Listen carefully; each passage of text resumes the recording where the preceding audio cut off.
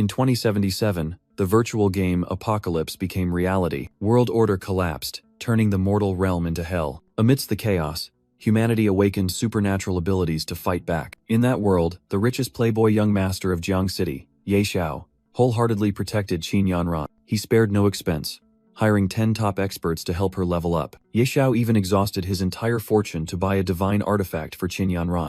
Any opportunity or piece of equipment, he immediately brought it to her. Thanks to Ye Xiao's help, Qin Yanran eventually became a top powerhouse in the Dragon Nation. Today was the wedding day of Ye Xiao and Qin Yanran. Everyone admired them, believing they were truly a match made in heaven. The guests secretly wished they had a wealthy and devoted man like Ye Xiao. In that momentous occasion, Ye Xiao gently asked, "Yanran, will you marry me?" Qin Yanran wrapped her arms around him, whispering, "I," then coldly continued, "Won't." Ye Xiao was stunned, bursting into a maniacal laugh amidst extreme disbelief. He painfully demanded to know why, even as Qin Yanran's hand pierced through his chest. She mocked him from above alongside another man.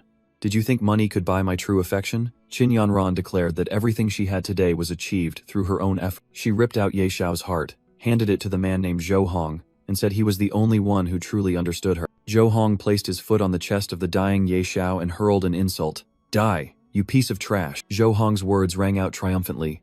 "Now, everything you own belongs to me. Ha ha ha." In the cold stream, Ye Xiao wondered, "Why?" "Qin Yanran, for you, I wholeheartedly gave up everything." His body slowly sank, only to be betrayed by you in the end. Lying, dying, blood staining his chest, he desperately thought, "My heart has turned to ashes. Is this the end?" He bitterly realized the cruel truth. "No, I don't have a heart anymore." But then, a spark of resentment flared in his eyes. "Impossible.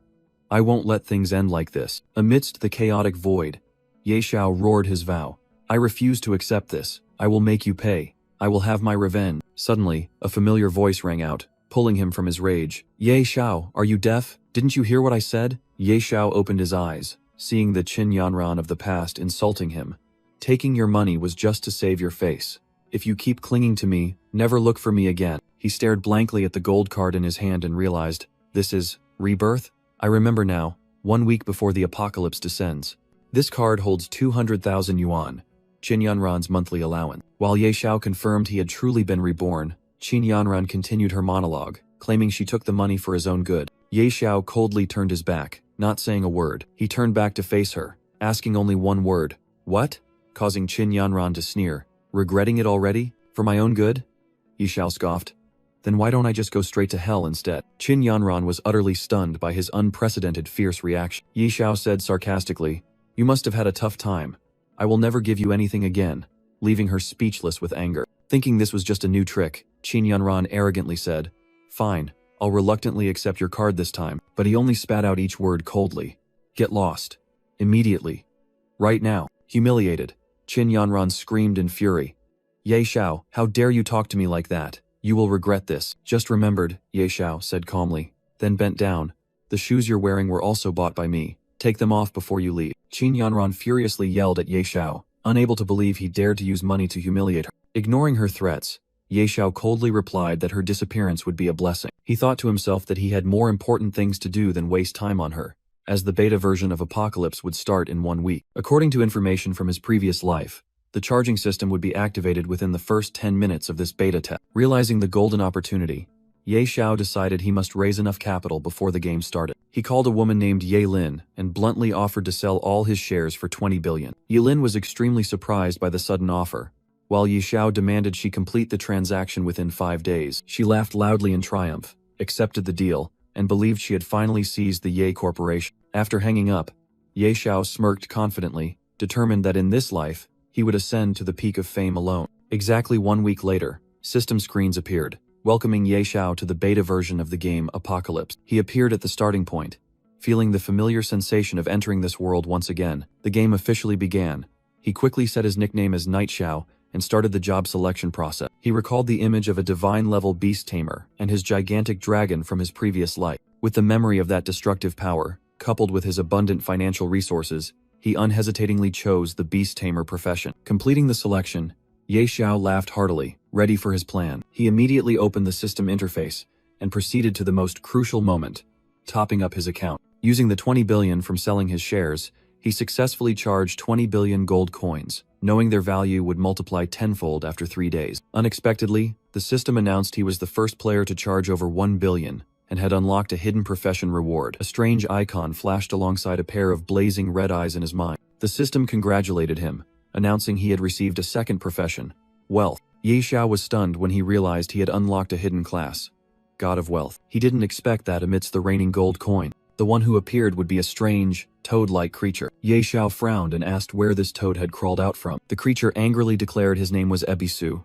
the Wealth Mentor, and that Ye Xiao was the 9,999th God of Wealth under his guidance. Ye Xiao was skeptical, mocking the idea of having a toad as a financial mentor. Ebisu snapped his fingers confidently, declaring he would show Ye Xiao what true wealth was. A series of notification panels appeared, listing 5 extremely powerful innate talents of the God of Wealth class. Ye Xiao was utterly astonished by what he had just seen. He realized these skills weren't for attack, but Ebisu asserted they could bring boundless wealth. Ye Xiao quickly calculated, realizing he could earn 22 million and 22 attribute points every day. He lifted Ebisu up, determined to use the power of money to change his fate, despite the mentor screaming to be put down. With this advantage in hand, Ye Xiao confidently chose to enter the novice village. He and Ebisu were teleported to a deserted meadow, a perfect start. While Ye Xiao was strategizing for the Beast Tamer class, Ebisu scoffed at this reckless choice. Suddenly, Ye Xiao heard a noise and turned to look. A pack of elite level 5 goblin warriors was roaring about the smell of human flesh and charging towards. Ye Xiao panicked, realizing he had encountered strong enemies right from the start, debating whether to fight or flee. Ebisu yelled at him to run because they were completely unarmed, and the two began to flee. Pursued by the ferocious goblin pack, Ye Xiao desperately cried for help. After struggling to escape, Ye Xiao finally reached the main city, lamenting that he had never suffered such humiliation. Immediately, he became the laughingstock of another group of players who mocked him for choosing the Beast Tamer class with a toad. They continued to laugh and advised Ye Xiao to go buy a decent pet egg. Unfazed, Ye Xiao asserted that he was not interested in ordinary beasts. He revealed to Ebisu that he knew of a hidden dungeon containing divine-level pet eggs in a dragon's lair. The two proceeded to the Supreme Hall, a place reserved only for high-level players, causing Ebisu great alarm. As they stepped onto the stairs, Ebisu anxiously called for Ye Xiao to stop. Their path was blocked by a level 80 Grand Archmage, who demanded a letter of recommendation for entry. Rejected, Ye Xiao smiled and said he had come to return something the mage had lost. He pointed to the ground, drawing the attention of the suspicious mage. The old mage was astonished to see gold coins scattered at his feet. While he bent down to pick them up,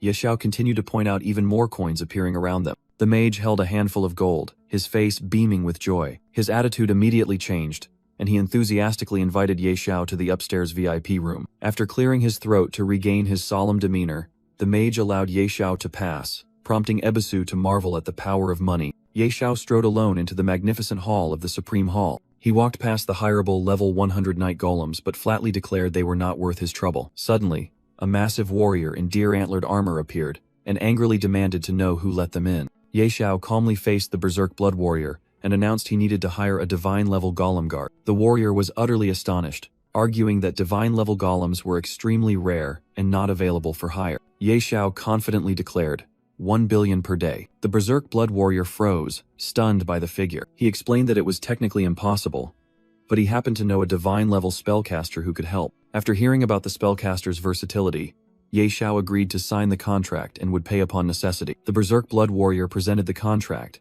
and Ye Xiao hastily urged him on due to his tight schedule. Instantly, a female spellcaster appeared in the magic circle, asking who had summoned her, astonishing Ye Xiao with the speed. She introduced herself as Dolores, a divine-level spellcaster, and stated she would obey orders for 24 hours, while Ye Xiao realized he couldn't view her level. Dolores approached, lifted Ye Xiao's chin, and asked what he needed her to do. Ye Xiao offered to hire her to handle a difficult task, but Dolores scoffed, suggesting there was nothing challenging in a novice village. Not wanting to waste time, Ye Xiao entrusted everything to her, and Dolores confidently asked him to lead the way. Dolores raised her staff high, gathering a massive fireball. The fireball struck a horde of goblins, dealing enormous damage numbers that stunned Ye Xiao. Amidst the battlefield littered with goblin corpses, Ebisu angrily shouted that they had almost killed him. Other players witnessing the scene were amazed by the power, assuming Dolores must be a high-level hired NPC. A flurry of system notifications appeared, congratulating Ye Xiao on reaching level 10,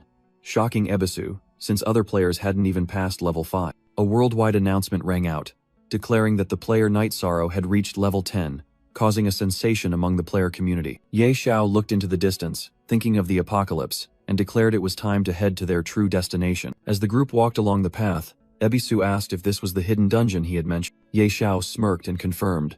That's right, Dragon's Lair, here I come. The world-level ranking board appeared, showing only the name Night Sorrow in the first rank at level 10. In another area, a player wearing a white cloak was swiftly taking down goblins. Sitting on a rock, they lamented that despite their best efforts, they were only level 3, while someone else had already reached level 10. However, instead of being discouraged, they smiled with excitement at the appearance of a powerful rival. Meanwhile, Ye Xiao and Dolores arrived at a secluded valley following the instruction. Ye Xiao placed his hand on a rock, activating a hidden secret mechanism. The ground shook violently as a massive structure slowly rose from the earth. They stood before the entrance to the Dragon's Lair, an extremely dangerous hidden dungeon. Dolores expressed concern about confronting a dragon, but Ye Xiao reassured her that they were only going in to assess the situation. He explained that he knew about the place thanks to footage from a level 100 berserker who had gone missing there years ago. Ye Xiao revealed his true goal.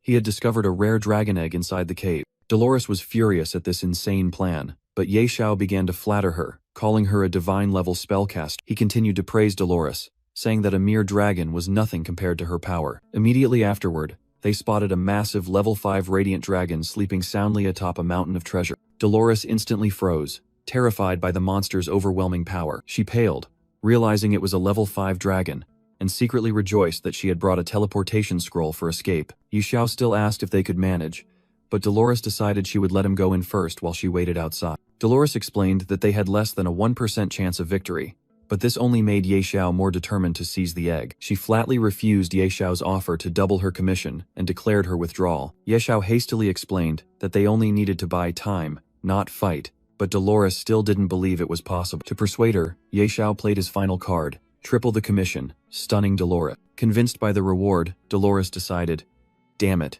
If I have to risk my life, I'll do it. She channeled all her power and shouted, promising to give her all to buy a maximum of 3 minutes. Meanwhile, Ye Xiao activated a series of buffs, doubling his stats, and reminded himself that preparation was the key to survival. Dolores charged straight at the Radiant Dragon, reminding Ye Xiao that the buffs only lasted 3 minutes and the rest was up to. Standing above the monster's head, she challenged that for the next 3 minutes, even it would have to submit to her power. Immediately, giant ice arrows pierced the dragon's scales, making it roar in pain. Seizing the opportunity, Ye Xiao sneaked into the lair and signaled silence as he approached a massive dragon egg. He cautiously placed his hand on the egg, whispering that if they were discovered, both of them would surely die. Outside, Dolores began to tire with only a minute and a half remaining, pushed back by the dragon's stream of fire. Ye Xiao realized the egg was heavier than he thought and called Ebisu over to lend a hand, causing Ebisu to complain that he had never done anything so shady. Ebisu jumped onto a nearby anvil and cried out in pain. Finally, Ye Xiao managed to lift the egg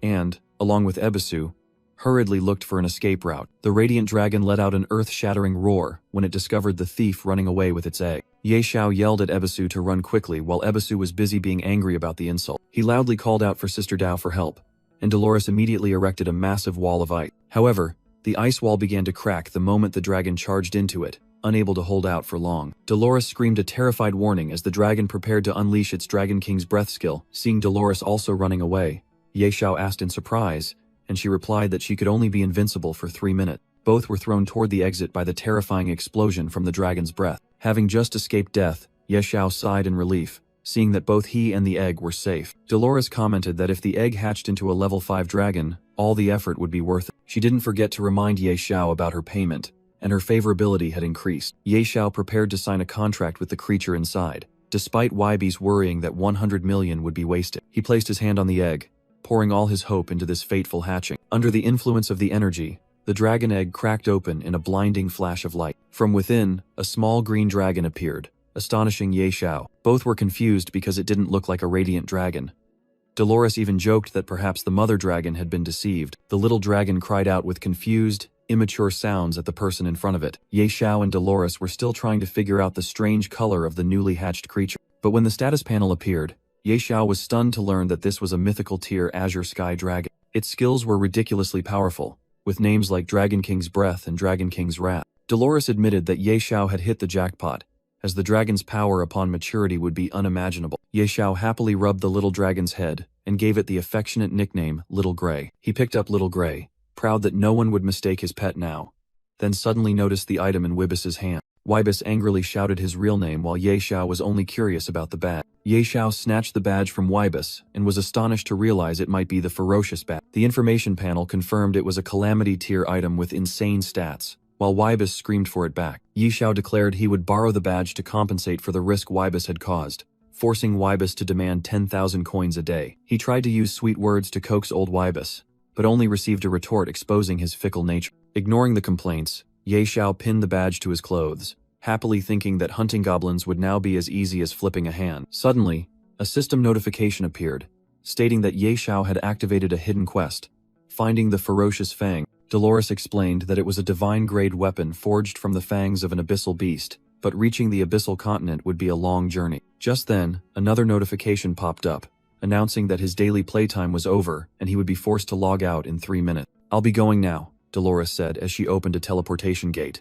"Call me if anything happens, but remember to have the money ready." Before logging out, Ye Xiao reminded himself that the game was still in beta, and he needed rest to preserve his body. The next day at Ye Xiao's home, the gaming community was buzzing about the game's difficulty and the fact that a player named Ye Xiao had reached level 10 inches just one day. News reports also covered the serious consequences of the game: mass player deaths, organ failure, and warnings issued by multiple governments. Reading the news, Ye Xiao merely sneered, "A bunch of weaklings.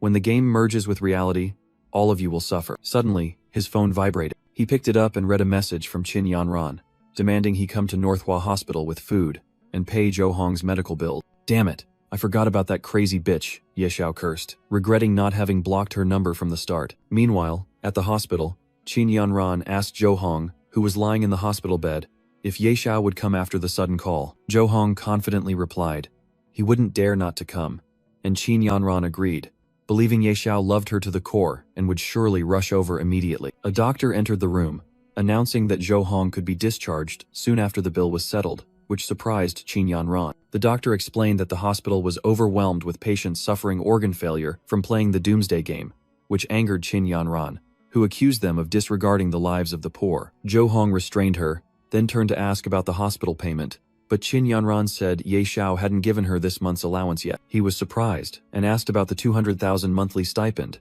to which Qin Yanran replied with disdain, saying she was sick of seeing Ye Xiao and his dirty money. Zhou Hong then told her to message Ye Xiao for more money so he could open a gaming studio, and Qin Yanran was confident that a few sweet words would make Ye Xiao obediently hand over the cash. The scene shifted back to Ye Xiao's villa. Inside, Ye Xiao was still fast asleep, completely unaware of the duo's scheme. Ye Xiao groggily sat up in bed, muttering that it was time to enter the game. Immediately, his hand pressed the enter game button on the virtual interface. Appearing in the novice village, Ye Xiao summoned Ebisu, urging that they needed to level up quickly and leave this place. He noticed that after just one day, the number of players had increased significantly, making the village crowded. Ye Xiao's level 10 status quickly attracted attention, and a crowd surrounded him with various invitations and pleas. Annoyed, Ye Xiao decided to run away. Seeing this, the crowd cheered and chased after him, believing he was heading to a premium monster grinding spot. Leading a procession of people behind him, Ye Xiao hadn't expected his actions to cause such a massive crowd effect. However, upon reaching the dangerous level 10 challenge area, the crowd hesitated and stopped, astonished to see Ye Xiao intending to go alone. Having shaken off his followers, Ye Xiao and Ebisu finally reached the desolate area safely. He approached an ancient fortress, guarded by a giant knight, and confirmed this was the location he was looking for. The massive gatekeeper blocked the path, warning that this was no place for a child. Ye Xiao politely stated that he was there to begin the promotion challenge, surprising the gatekeeper with his leveling speed. He confidently declared he would go alone, despite the gatekeeper warning that it was suicide, even on normal difficulty. Brushing aside the advice, Ye Xiao calmly walked past, leaving the gatekeeper sighing wearily at the recklessness of youth. He stepped into the center of a magic circle, officially activating the challenge. A series of difficulty options appeared, ranging from normal to abyss, and Ye Xiao wondered if soloing the hardest level was feasible. Without hesitation, he made his choice, and a powerful surge of energy enveloped his body. The gatekeeper was stunned when the system announced the challenge had begun on abyss difficulty,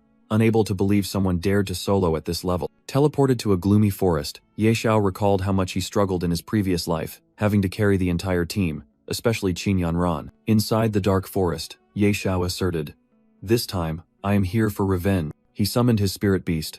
"Little Ash, come out." With his mythical grade beast flying beside him, Ye Xiao was confident he had nothing to fear. Suddenly, he sensed danger, lurking as a pair of red eyes flashed in the bushes. A level 10 mutated snow wolf with 5,000 HP appeared, astonishing Ye Xiao. He immediately commanded his spirit beast.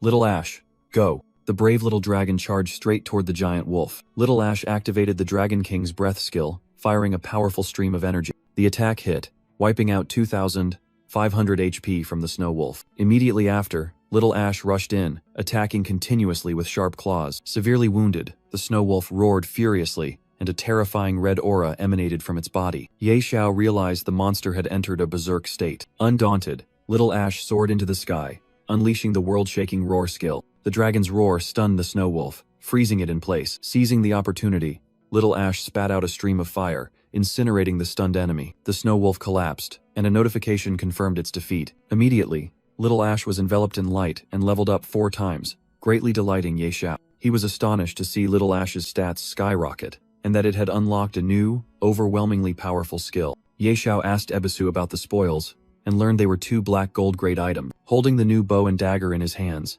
Ye Xiao laughed heartily, feeling that this start was far better than his previous life. Ye Xiao and Ebisu were startled when a stream of dark energy emanated from the entrance ahead. From the darkness, a demonized level 10 abyssal tiger roared, and Ye Xiao realized it was a mutated monster. Without hesitation, he commanded his spirit beast. Little Ash, go. The small azure sky dragon bravely charged straight at the gigantic beast. Ye Xiao was astonished to realize the presence of a demonized monster. He immediately commanded, Little Ash, advance. The tiny dragon spirit beast did not flinch before an enemy many times its size. After the battle, Ye Xiao tiredly sat on the spoils, calculating that he would sell them for a large sum of money. However, he dismissed the idea of turning back and resolutely headed toward the final boss, despite Ebisu's doubts about Little Ash's capability. He confidently explained that in his previous life, this boss was only Lord tier. Standing before the teleportation gate, Ye Xiao asserted that defeating the boss would be as easy as flipping a hand. Old Hui, today I will show you what professionalism looks like, Ye Xiao declared as he stepped onto the sanctuary stairs, leaving Ebisu with a skeptical look. The system announced that he had fallen into the abyss, but Ye Xiao merely curled his lip in disdain. He boldly declared that he would abandon the emotional burdens of his previous life to become the messenger of the abyss, the ultimate power of the apocalypse. Ye Xiao spread his arms wide, ready to embrace and conquer all the challenges of the abyss. Finally, he and Little Ash faced the ruler of this place, a gigantic figure seated on a throne. The information panel appeared, revealing the boss's identity. Abyss Wanderer, King, Tier. Ebisu mocked him, while Ye Xiao was stunned to realize the boss was much stronger than he remembered. He quickly analyzed its weakness. A pure mage with 5,000 spirit points, no physical damage, but one spell was enough to finish him off. Facing the King Tier boss, Ye Xiao cautiously ordered Little Ash not to use skills arbitrarily, but to wait for his command. Ye Xiao ordered Little Ash to continuously move and attack the Abyss Wanderer from a distance. Obeying the command, the little dragon immediately spewed a powerful stream of fire. Little Ash circled, harassing the gigantic boss while Ye Xiao cheered him on. Ye Xiao laughed gleefully, urging his spirit beast not to give the opponent a chance to cast skills. He confidently clenched his fist, continuing to command the attack to wear down the boss's vitality. Under continuous attack, the Abyss Wanderer's eyes flared with angry blue light. The boss suddenly stopped moving, making Ye Xiao and Ebisu feel that something was wrong. The Abyss Wanderer slowly turned, directing its murderous gaze toward Ye Xiao. It raised its staff high, accumulating a massive magic circle, causing Ebisu to frantically scream, "Dodge!" A terrifying energy explosion threw Ye Xiao back, making him realize he was in serious trouble. Targeted by the boss, Ye Xiao desperately fled and screamed for Little Ash to come to the rescue. The Abyss Wanderer fired 2 streams of magical energy, cornering Ye Xiao. Just then, Little Ash swooped in and blasted a stream of Dragon King's breath at the boss's staff. The surprise attack hit the Abyss Wanderer directly in the face, causing it to roar in pain. The boss staggered backward, while Little Ash let out a powerful roar. An earth-shattering explosion engulfed the Abyss Wanderer, ending the battle. Ye Xiao gasped as a series of notifications appeared, congratulating him on completing the challenge and receiving reward. He turned to tease Old Hui for his cowardice, but Ebisu immediately retorted. Finally, Ye Xiao approached the boss's corpse, ready to check the spoil. A system announcement echoed throughout the game world. Player Ye Xiao has become the first person to complete the Abyssal Difficulty Class Advancement Challenge. In a crowded square, players buzzed with discussion upon learning that the world record breaker came from the Great Xia Nation. A female commander ordered her subordinate, "This person is extraordinary. Investigate him for me." The subordinate named Shao Qi reported that the player came from the Jiangcheng region. Another man in the group immediately gave the order, "Send people to Jiangcheng immediately." Meanwhile, in the novice village, Another group of players was astonished to learn that the level 10 professional player also originated from their village. Elsewhere, Zhou Hong excitedly told Qin Yanran that if they cooperated with this professional player, they would definitely get rich. He continued to suggest drawing Ye Xiao into the game, but Qin Yanran haughtily refused, unwilling to lower herself. Zhou Hong continued to dream that even young masters like Jiang Han would have to look up to them, but Qin Yanran remained skeptical that a game could change their lives. When Zhou Hong brought up asking Ye Xiao for help again, Qin Yanran brushed him off, until he asked about this month's living expenses. Finally, Qin Yanran changed the subject, whining for Zhou Hong not to mention Ye Xiao anymore and to teach her how to play the game. Returning to Ye Xiao, he looked disappointedly at the boss's soul drop. A small fragment. He realized this was an abyssal stone fragment, an item he had never even seen in his previous life. Deciding to appraise it later, Ye Xiao prioritized leaving the novice village to reach the main city. As soon as he stepped out of the challenge area, he heard the astonished shout of the guard, who couldn't believe someone had overcome the abyssal difficulty alone. After a moment of shock, the guard obeyed the order and activated the massive teleportation gate. The system congratulated Ye Xiao on passing the challenge and granted him a guiding token for free entry and exit to the main city. The guard also presented him with an additional reward for completing the abyssal tier challenge, a badge of courage. Ye Xiao inspected the item and was satisfied to see it was an epic tier emblem that boosted all attribute. He excitedly called Little Ash and Old Hui, preparing to enter the main city with his 2 spirit beasts. The full view of Windleaf Main City appeared before his eye. Ye Xiao and his 2 spirit beasts entered the city, noticing that it was much emptier than in his previous life's memory. He revealed their goal was to find the beast tamer Gutol, making Ebisu wonder why they needed to find another beast tamer. Ye Xiao confidently strode down the city's deserted cobblestone street. Soon, he found his target, the beast tamer Gutol, sitting outside a building. Ye Xiao offered to change classes, but Gutol arrogantly refused, until Ye Xiao mentioned the hidden class beast speaker. Gutol was skeptical and set a condition. Ye Xiao must prove his strength by bringing back 100 eyes of young demon wolves. The system assigned the quest, but Ye Xiao merely sneered, as he had no intention of wasting time killing 100 elite monsters. When Gutol scolded him as useless, Ye Xiao calmly replied that he didn't need to kill the demon wolves and that one item was enough to prove his strength. Gutol was stunned when he saw the item in Ye Xiao's hand, recognizing it as an epic tier badge of courage. Ye Xiao confirmed it and corrected him, stating that he hadn't just cleared the Hell tier challenge, but the Abyss tier. When Gutol asked about the number of members in his party, Ye Xiao raised one finger and confirmed he had gone alone. Gutol's attitude immediately changed. He burst into laughter and praised Ye Xiao as an extraordinary talent, a true dragon among men. Ye Xiao secretly marveled at the speed with which the beast tamer had changed his tune. When asked again about the class change, Gutol agreed, but requested to see the spirit beast that helped Ye Xiao clear the Abyss challenge. Gutol was speechless when Ye Xiao summoned Little Ash, exclaiming in horror that it was a divine tier spirit beast, a baby dragon. He was so moved that he trembled, admitting that this was the spirit beast of his dreams. Gutol suddenly announced that the beast speaker class was unworthy of a divine tier spirit beast, and that he would introduce Ye Xiao to the royal beast tamer master. Ye Xiao smiled as he accepted the letter of recommendation from Gutol, secretly thinking his luck was excellent. Ye Xiao received the letter of recommendation along with a notification activating the hidden quest Whispers of the Dragon. On the way, Ebisu was jealous of his master's luck, but Ye Xiao revealed that he had something else to do before heading to the royal city. When Ebisu curiously asked, Ye Xiao only mysteriously replied that he needed to complete another hidden quest. Ebisu was astonished that Ye Xiao knew so many hidden quests as they approached a large, church-like building. Outside the building,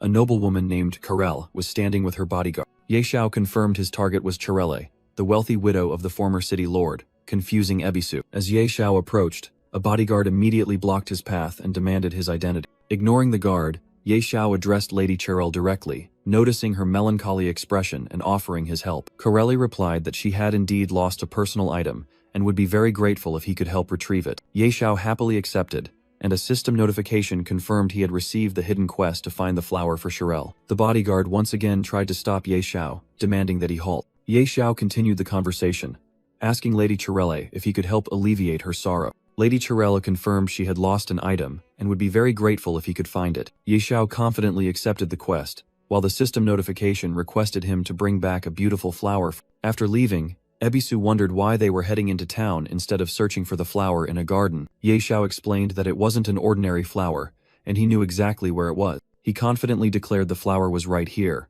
much to Ebisu's astonishment as they stood before a tool shop. Inside, the shop owner welcomed Ye Xiao, and he immediately asked to buy the treasure box. The owner proudly boasted that his treasure boxes could contain anything from prehistoric dragon bones to legendary tier staves. Ye Xiao confidently requested the most expensive type of box. The owner introduced the highest grade treasure chest for 10,000 gold, but Ye Xiao coldly replied that one was not enough. He announced that he would buy every chest the store had, leaving the owner dumbfounded. Ye Xiao grew impatient, ordering the shop owner to open all the chests immediately. The first chest opened to reveal a bronze tier battle axe. The next one only contained a large healing potion, and the third was yet another mundane item, size increasing bread. After 99 empty chests piled up on the floor, the shop owner announced that only one remained. With an expectant look, Ye Xiao opened the final chest himself. Inside, a stunning flower radiated brilliant light. It was exactly the item he was looking for. Holding the flower, Ye Xiao smiled contentedly and called Ebisu to leave with him. In a luxurious bathroom, Lady Shirelle was relaxing in a bath. She skeptically asked her maid, Liz,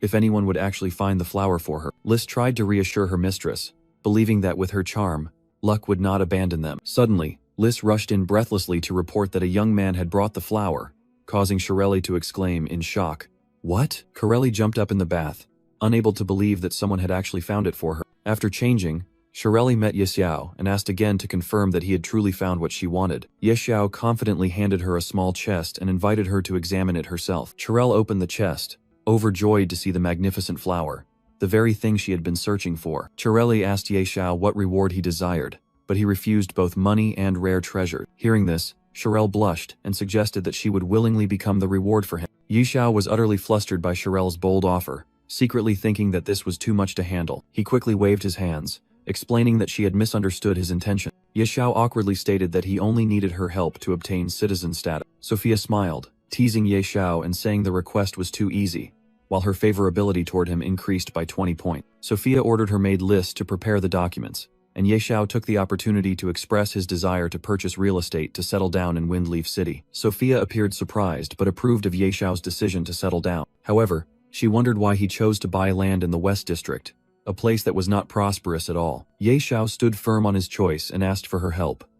Sophia agreed to arrange someone to contact the real estate agent. Ebisu questioned Ye Xiao about why he wasn't buying land in the prosperous East District, arguing that this was a losing investment. Ye Xiao thought to himself, recalling his previous life when Windleaf City was soon attacked by strange creatures, resulting in the Lord's death and the near-total destruction of the East District. He knew that the sparsely populated West District would attract less attention from monsters, suffer the least damage, and later become the most valuable area. He reaffirmed his decision, and Sophia agreed to arrange a real estate agent in the West District for him. Ebisu grumbled once more about Ye Xiao choosing to buy land in the desolate West District instead of the bustling East District. Ye Xiao recalled the scene of the city's destruction, where the current city lord would perish, and most of the East District would turn to ashes. Conversely, the West District would become the safest and most valuable place, proving this was a deal he couldn't lose. Sophia announced that the real estate contracts were complete, totaling 340 residential areas and 184 commercial properties worth 1,200 million gold, and Ye Xiao agreed to pay immediately. The agent happily cooperated and handed him the citizenship papers, surprising Ye Xiao that he had officially become a citizen of Windleaf City. Sophia corrected him, stating that Ye Xiao was not just a citizen of Windleaf City, but a first-class citizen of the entire Dragon Phoenix Empire. Ebisu was astonished, explaining the immense value of this status, which led Ye Xiao to begin speculating about Sophia's royal lineage. Sophia replied playfully, and Ye Xiao immediately seized the opportunity to ask about the royal beast tamer. She revealed that the person was her Uncle Stare, and Ye Xiao honestly stated that he wanted to learn more about the profession. Sophia promised to try and contact him for Ye Xiao, who was grateful and raised her hand to show his appreciation. At this gesture, she shyly suggested that he stop calling her lady and instead call her by her name, Sophia. As a series of system announcements about new achievements and levels appeared, Ye Xiao smugly ignored Ebisu's mock. Elsewhere, other players were buzzing with discussion over the server-wide announcements that Ye Xiao had triggered. They complained about the new hierarchy in the game, feeling unfair that they had become the lower class. Meanwhile, at a leveling spot, Qin Yanran also expressed astonishment at Night Xiao's rapid advancement. She sat down on the ground, tiredly lamenting that if they had a top player leading them, they wouldn't be struggling like that. She continued to complain about the team having to struggle to fight a few weak goblins. Hearing this, the team members immediately showed annoyance, criticizing her for only complaining without contributing anything. Zhou Hong quickly tried to mediate, but Qin Yanran angrily declared that she would leave the group immediately. She called Zhou Hong to come along, ignoring her former teammates' mockery of her princess attitude. When only the two of them remained, Zhou Hong worried about leveling up, but Qin Yanran blamed him for failing to protect her. He had no choice but to apologize, and then suggested she contact Night Xiao for help. Zhou Hong continued to plead, and finally, Qin Yanran reluctantly agreed to message Ye Xiao after logging out of the game. Having received the promise, Zhou Hong happily waited for good news while Qin Yanran said goodbye and began logging out. Qin Yanran told herself that even though Night Xiao's way of spending money was a bit crude, she decided to give him another chance. Sitting on her bed, she decided to proactively message him one more time. She drafted a message asking Night Xiao to buy equipment and help her and Zhou Hong grind levels, promising to consider being his girlfriend if he helped her get onto the ranking. With a smug smile, Qin Yanran pressed send, thinking to herself that she was being generous by forgiving him this time. 5 minutes passed, and she began to wonder why she still hadn't received a reply from Night Xiao. She was horrified when she saw the notification on her phone. Night Xiao had deleted her from his friends list. Rage flared up, and Qin Yanran screamed into her phone.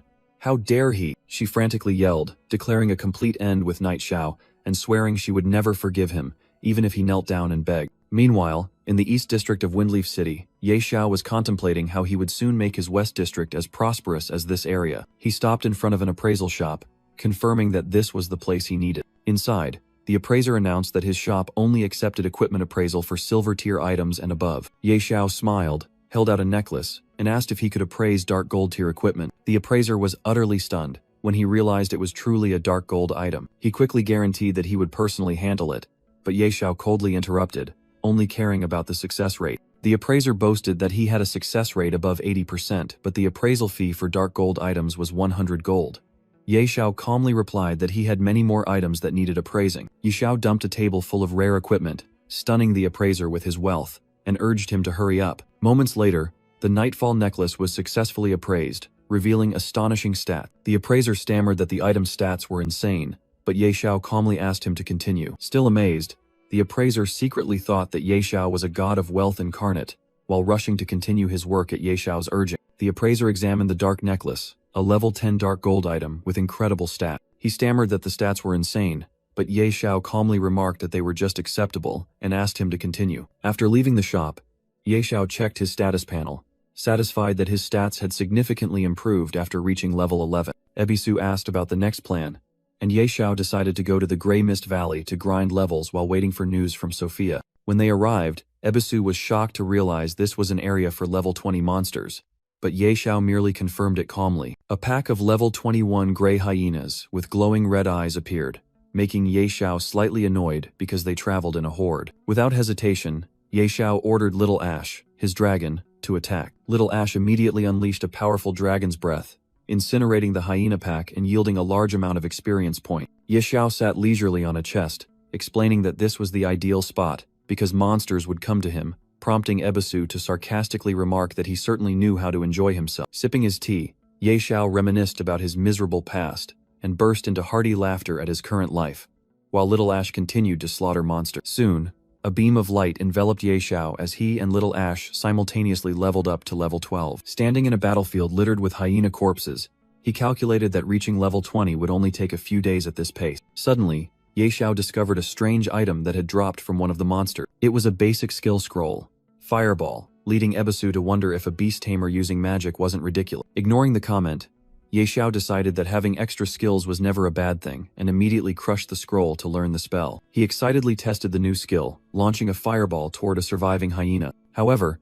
the explosion only dealt a mere 31 points of damage. Ye Xiao was stunned by the skill's weak power, while Ebisu burst out laughing, mocking that the fireball was weaker than Little Ash's fart. Noticing that it was late, Ye Xiao decided to log out, preparing for the third day of the apocalypse about to begin. Ye Xiao knew that the game was about to be publicly released, forcibly enrolling all citizens over 16, and that the world was about to change forever. Just as expected, an earthquake began to shake the city during the night. The sky was torn apart by strange lightning, signaling a terrifying event about to unfold. In the streets, citizens panicked as a virtual screen appeared, announcing their entry into the apocalyptic game. Crowds of people from everywhere were suddenly teleported to an unfamiliar land, stunned and unable to comprehend what was happening. Among them were Qin Yanran and Zhou Hong, both surprised to be automatically pulled into the game. Zhou Hong realized the scale of the situation and asked Qin Yanran if she had contacted Ye Xiao for help. Qin Yanran dismissed him contemptuously, declaring that she would seek assistance from the legendary top player Night Xiao. She smiled confidently,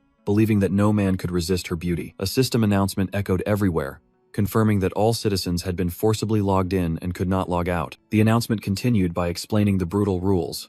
In-game location corresponded to real life, and death here was permanent. Meanwhile, another group of players eagerly discussed Knight Xiao, believing he was the key to escaping this situation and determined to find him. At Novice Village 001, a soldier reported to the leader that they might be permanently trapped. The leader, Immovable Mountain, realized the severity of the situation and immediately asked for news about the top player, Knight Xiao. The subordinate reported that Knight Xiao could not be contacted because he had already reached level 12 and was no longer in the Novice Village. Immovable Mountain was astonished by Knight Xiao's leveling speed, considering that even a beta player had only just reached level 4. Recognizing Knight Xiao's extraordinary nature, Immovable Mountain ordered his men to find him at all costs. At the same time, Ye Xiao received a message requesting him to go to the Duke's mansion to receive investigation information. Ye Xiao happily set off, excited to finally get news about the royal beast tamer. Immovable Mountain, a high-level player, anxiously inquired about the whereabouts of the top player, Ye Xiao. A soldier reported that contact was impossible because Ye Xiao had reached level 12 and left the Novice Village.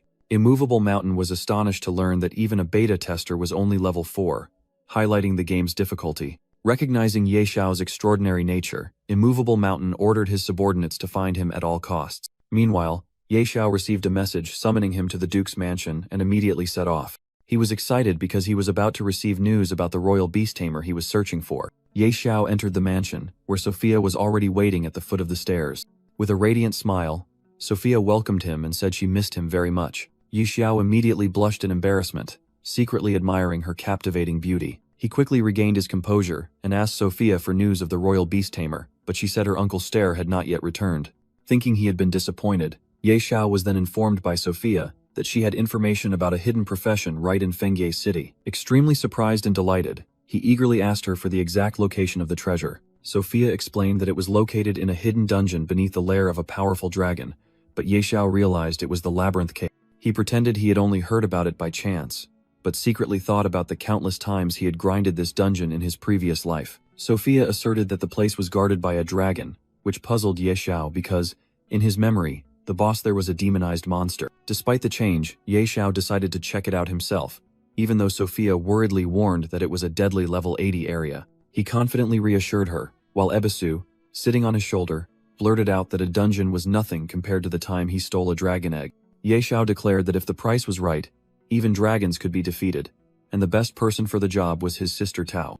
He held up the Supreme Palace card, astonishing Sophia, who couldn't believe a level 12 player possessed such a precious item.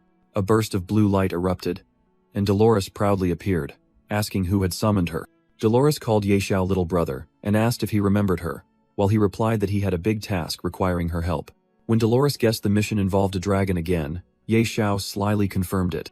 Dolores panicked and refused, recounting that the last time she stole a dragon egg, she injured her back and still hadn't recovered. Ye Xiao offered a reward of 2 billion gold, forcing Dolores to reconsider. She said she needed a month to heal, but Ye Xiao offered to show her the location of the holy spring. Shocked by this information, Dolores agreed to go along if he truly knew the spring's location. Ye Xiao sealed the deal and announced they would set off immediately, surprising Dolores. As they left, Ye Xiao revealed that the holy spring was located in the Lost Land. Sophia watched them go, secretly thinking that Ye Xiao was truly an extraordinary person. Sophia's favorability toward him increased by 10 points, and she wondered if he would become a god-level player in the future. Meanwhile, outside the Novice Village, a player named Wang Qiang died permanently after being killed twice by a goblin. News of the real death in the game spread, causing other players to panic and seek out the level 12 player for help. Ye Xiao and Dolores arrived at the Dragon Mountain Range. He warned that places that look peaceful are often the most dangerous. Ye Xiao admitted that the monsters here were all level 80, and they needed to avoid unnecessary combat to reach the dungeon. A gigantic black dragon soared through the sky, patrolling the mountain range.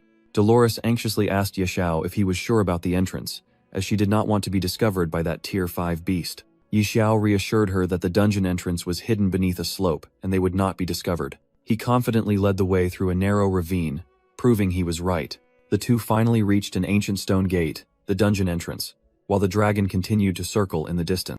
At the dungeon entrance, Dolores announced that she could not activate the gate because she couldn't sense any mana. Ye Xiao confidently stepped forward, saying to let him handle it. He smiled mysteriously and pulled out a small dagger. Ye Xiao used his blood to activate the gate, astonishing Dolores, who asked how he knew how to open it. The stone gate slowly opened, and Dolores couldn't believe he had actually done it. Ye Xiao once again asserted to Dolores that he would be the one to open the gate. He prepared the dagger, ready to perform his action. As the characters on the gate glowed thanks to Ye Xiao's blood, Dolores again questioned his knowledge. The gate opened completely, and Dolores once again exclaimed in astonishment at Ye Xiao's success. He led her inside, saying he had his own methods, while Dolores secretly thought he was too mysterious. The system announced they had entered the dark labyrinth dungeon, a dangerous area, causing Ebisu on his shoulder to complain.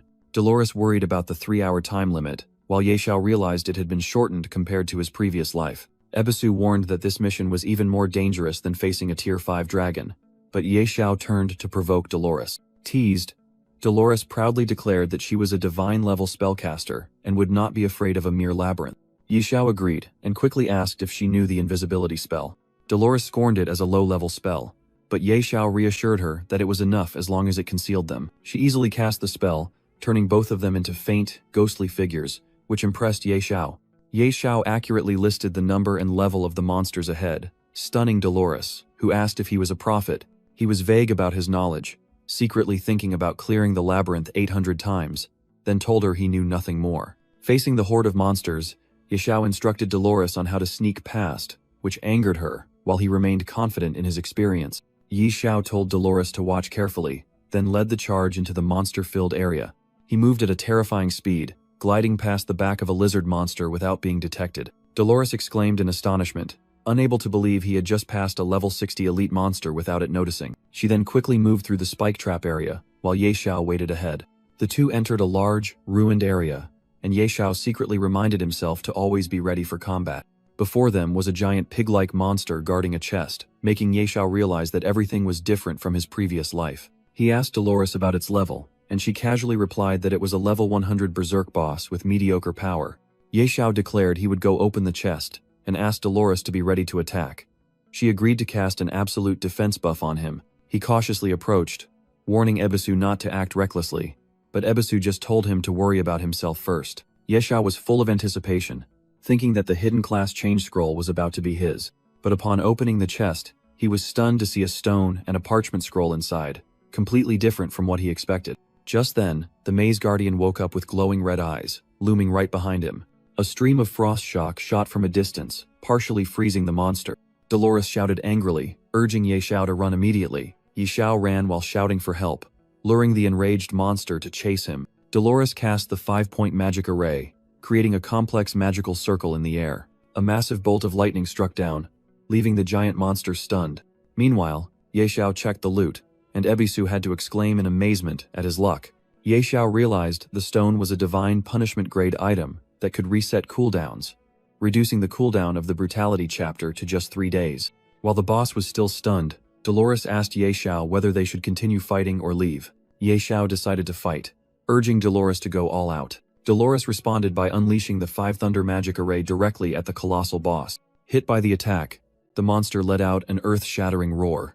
Ye Xiao was confused, wondering if the boss was going berserk. Suddenly, a clawed hand emerged from the ground, signaling a summoning. A giant dragon crawled out and immediately breathed fierce fire. Ye Xiao realized in horror that the boss wasn't going berserk but was summoning reinforcement. He shouted a warning that it was a dragon, and urged everyone to flee. Facing the destructive stream of fire, the group hastily fled the cave. They ran in panic as both the dragon and the boss pursued them from behind. Dolores wondered how an eerie spirit beast could summon a dragon.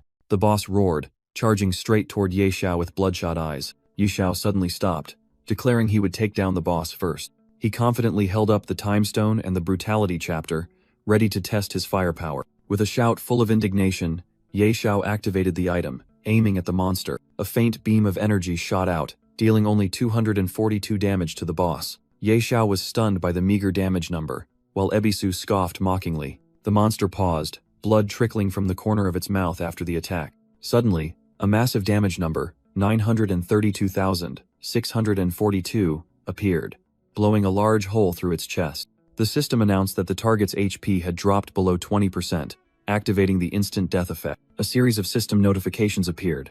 Ye Xiao had successfully defeated the level 100 boss, and both he and his pet, Little Ash, had jumped to level 20.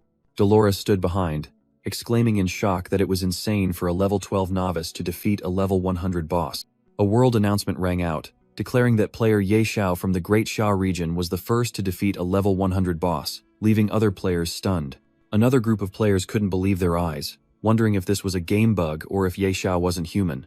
In a city, the crowd of players discussed animatedly, some even joking that they were ready to call Ye Xiao their sugar daddy out of sheer admiration. Meanwhile, a group of foreign players suspected Ye Xiao of cheating, while also worrying about the power of players from Great Xia. Back in the cave, Dolores hastily pulled Ye Xiao's arm as the ceiling began to collapse, but he still regretted not having picked up the loot. Dolores yelled that she had opened a teleportation gate and urged him to escape quickly. Ye Xiao reluctantly agreed to prioritize survival. Immediately after they left, the cave collapsed violently, with boulders crashing down thunderously. The cave entrance was now completely blocked by a massive pile of rubble. Outside, the group breathed a sigh of relief, and Ye Xiao thanked Dolores for opening the teleportation gate in time to save their lives. Suddenly, Ye Xiao had a bad feeling and looked up at the sky. The summoned dragon was circling in the air. Its information panel displayed its name as Divine Judgment, Skyfire Dragon with an unknown level.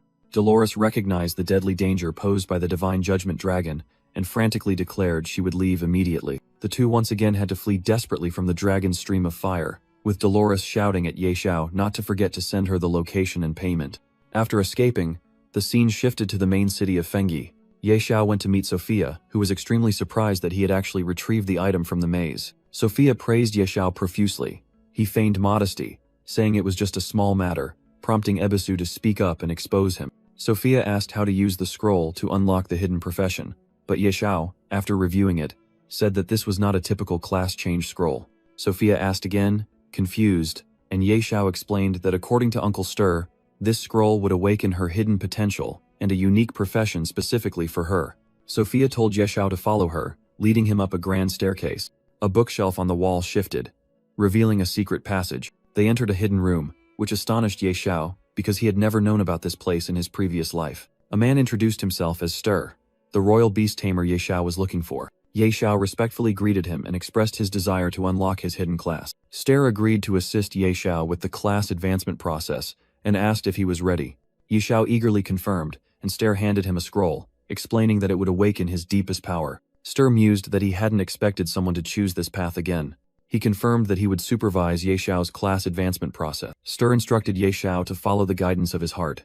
As the ritual began, Stir told Ye Xiao to remain calm and not resist when 5 transparent orbs appeared around him. The orbs began to emit a brilliant blue light. Ye Xiao stood amidst the 5 glowing crystal orbs, looking incredibly powerful. Stir exclaimed in shock that it was impossible. All 5 crystal orbs had been activated. Sophia asked her uncle if this was the supreme class advancement, and Stir confirmed it. Stir explained that the 5 orbs symbolized potential, and even he had only managed to activate 3. He wondered if Ye Xiao was even human, having broken the limit and activated all 5 orbs. Sophia also began to ponder, wondering if Knight Xiao was in existence far beyond ordinary people. A series of system notifications appeared, congratulating Ye Xiao on successfully advancing to the SSS-Rank hidden class Beast God Master. Ye Xiao reviewed the stats and innate talents of the new class, astonished by their insane power. Stir exclaimed in awe at the power of the Beast God Master class, while Ye Xiao secretly assessed the insane benefits it provided. Ye Xiao examined the blueprint for the Beast God's Claw, an epic tier equipment capable of evolving, and realized he would have to hunt for rare materials. After completing the class advancement, Ye Xiao thanked Stir, who, along with Sophia, praised his limitless potential. With Ebisu on his shoulder, Ye Xiao was confident that he would reach the peak in this life, and his immediate goal was to craft the Beast God's Claw. Elsewhere, a group of 3 players led by a blonde man arrived before a gatekeeper and requested to participate in the Abyss level challenge. The gatekeeper asked about the challenge level they wished to enter, noting that all 3 had very good equipment. The leader, with the ID Tiger Unleashed, proudly declared that he would conquer the Abyss level challenge alone. The gatekeeper was surprised that yet another person wanted to try, but Tiger Unleashed asserted that he lived for challenges and was fearless. Tiger Unleashed's 2 female teammates waited outside for good news, while he confidently promised they wouldn't have to wait long. The gatekeeper muttered to himself, marveling at the difference in players coming from other worlds. Soon after, Tiger Unleashed frantically rushed out of the gate, screaming for help and saying that the monsters inside had mutated. Severely injured, he was helped away by his teammates, while the gatekeeper secretly thought that not everyone could overcome this challenge alone. The scene shifted to the Great Rift, where the level 20 Abyss challenge was taking place. Meanwhile, a chat log among old classmates showed they were worried about the apocalypse situation and Ye Xiao's disappearance. Inside the challenge, Ye Xiao decided to lay low and focus on leveling up. He ordered his dragon spirit beast, Little Ash, to attack a giant stone golem. Little Ash launched a claw strike, dealing 2,354 damage to the golem. The stone golem shattered into pieces under the dragon's power. Ye Xiao praised Little Ash after the victory. Before them lay two dark gold-tier weapons that had just dropped from the golem. Ye Xiao was startled when a gigantic stone foot slammed down right in front of him. Looking up, he realized a colossal golem was towering over him. Secretly thinking that a boss had appeared, the information panel appeared, confirming this was the level 20 Abyss Supervisor, a king-tier boss. Ye Xiao ordered the dragon spirit beast to attack first, while Ebisu confidently replied that he didn't need support. Meanwhile, outside, the guard was astonished that the boss in the challenge could be defeated, while Tiger Unleashed's group was dejected, having failed despite following Ye Xiao's path. They couldn't believe it, and assumed Ye Xiao must have found some trick or exploit to pass. Just then, a system notification appeared in the sky, leaving both groups stunned. Returning to the battle, the Azure Sky Dragon let out a sky-shattering roar as it easily defeated the Abyss Supervisor. Ye Xiao approached the boss's wreckage, disappointed that it dropped no equipment other than a fragment of Abyss Stone. The other group of players remained skeptical, insisting that Knight Xiao had exploited some loophole. The notification about Knight Xiao's achievement confused them even further. With overwhelming power, Ye Xiao's dragon spirit beast easily crushed the boss. He picked up the Abyss Stone fragment, wondering why the boss hadn't dropped any equipment. Ye Xiao speculated whether the two fragments from the Wanderer and the Supervisor could be used to craft a divine tier item, but Ebisu immediately dashed that hope. Deciding not to dwell on it, Ye Xiao opened a teleportation gate to return. As he stepped through the gate, a voice rang out, congratulating the warrior on completing the challenge. In front of him were 3 guards, the one in the middle handing him a chest as a reward. Inside the chest was an epic tier Stone of Valor, an item used to upgrade the Badge of Valor. With a confident smile, Ye Xiao decided to use the stone immediately. Ye Xiao happily checked the newly acquired legendary tier Badge of Valor.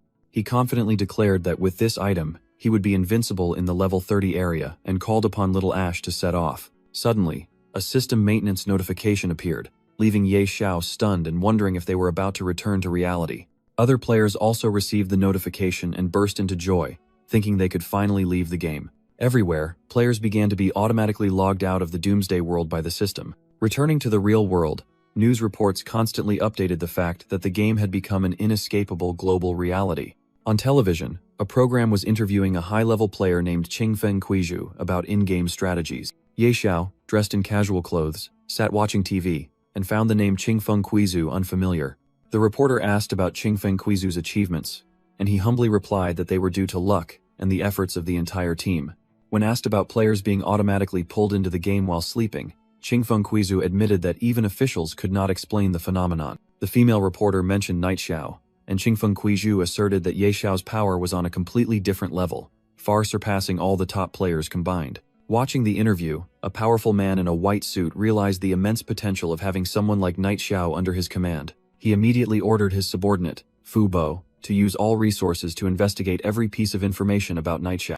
Meanwhile, Ye Xiao sat in front of his computer, pondering the game, forcing everyone to log out and noting that the real-world invasion was progressing slower than in his previous life. He decided to use this opportunity to focus on reaching level 30, a crucial milestone for unlocking an additional pet slot. The scene shifted to a desolate land, identified as the level 30 area Grey Mist Valley. Back in the game, Ye Xiao ordered Little Ash to use a shock attack on the 2 charging quartz golems. Little Ash, the young dragon, swooped down from the air, gathering energy for a powerful strike.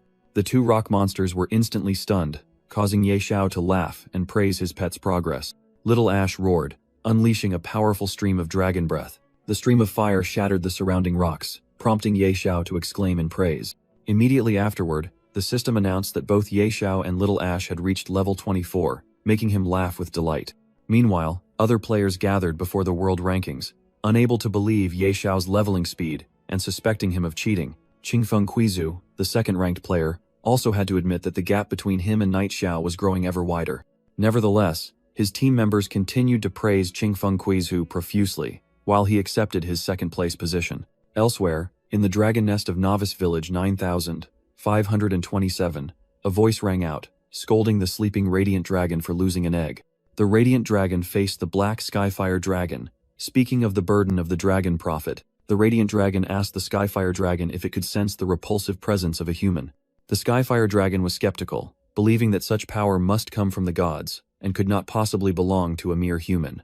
The Radiant Dragon asserted that it was the Dragon Prophet and decided to entrust the future to that human, despite the Skyfire Dragon protesting that it was a reckless act.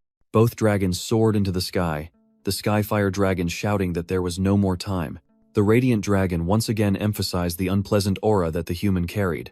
The Skyfire Dragon identified it as divine power and continued to disbelieve that a human could possess it. The argument continued, with the Radiant Dragon remaining firm in its decision, stating that the Skyfire Dragon could not see what it saw. Both continued to fly away in urgency. The Radiant Dragon explained that a dark force was about to devour everything, and that human was their last hope. It ordered the Skyfire Dragon to follow, but the Black Dragon remained skeptical about betting the fate of their entire race on a human. At the same time, another group of players sighed in relief, having finally reached Windleaf Main City. A group of players confidently declared they were the first to arrive at Windleaf Main City. Suddenly, the entire group looked up in horror as two giant dragons appeared in the sky. Clutched by the talons of one dragon, Ye Xiao pretended to scream for help while Ebisu mocked him. The players on the ground were stunned to realize someone had been captured. Suspecting it was Night Xiao, the purple-haired leader quickly stopped his subordinates, asserting that the dragon's power surpassed all levels. News of a player being captured by a dragon quickly spread throughout the game world. Other players in the city buzzed with discussion, jealously suggesting that Night Xiao was being power-leveled by the dragons. Meanwhile, Ye Xiao was taken to a desolate volcanic region, where a massive dragon skeleton lay. Facing the two dragons, Ebisu sarcastically reminded Ye Xiao of the trouble he had caused them. Ye Xiao broke out in a cold sweat, recalling that he had stolen the egg of one and robbed the home of the other.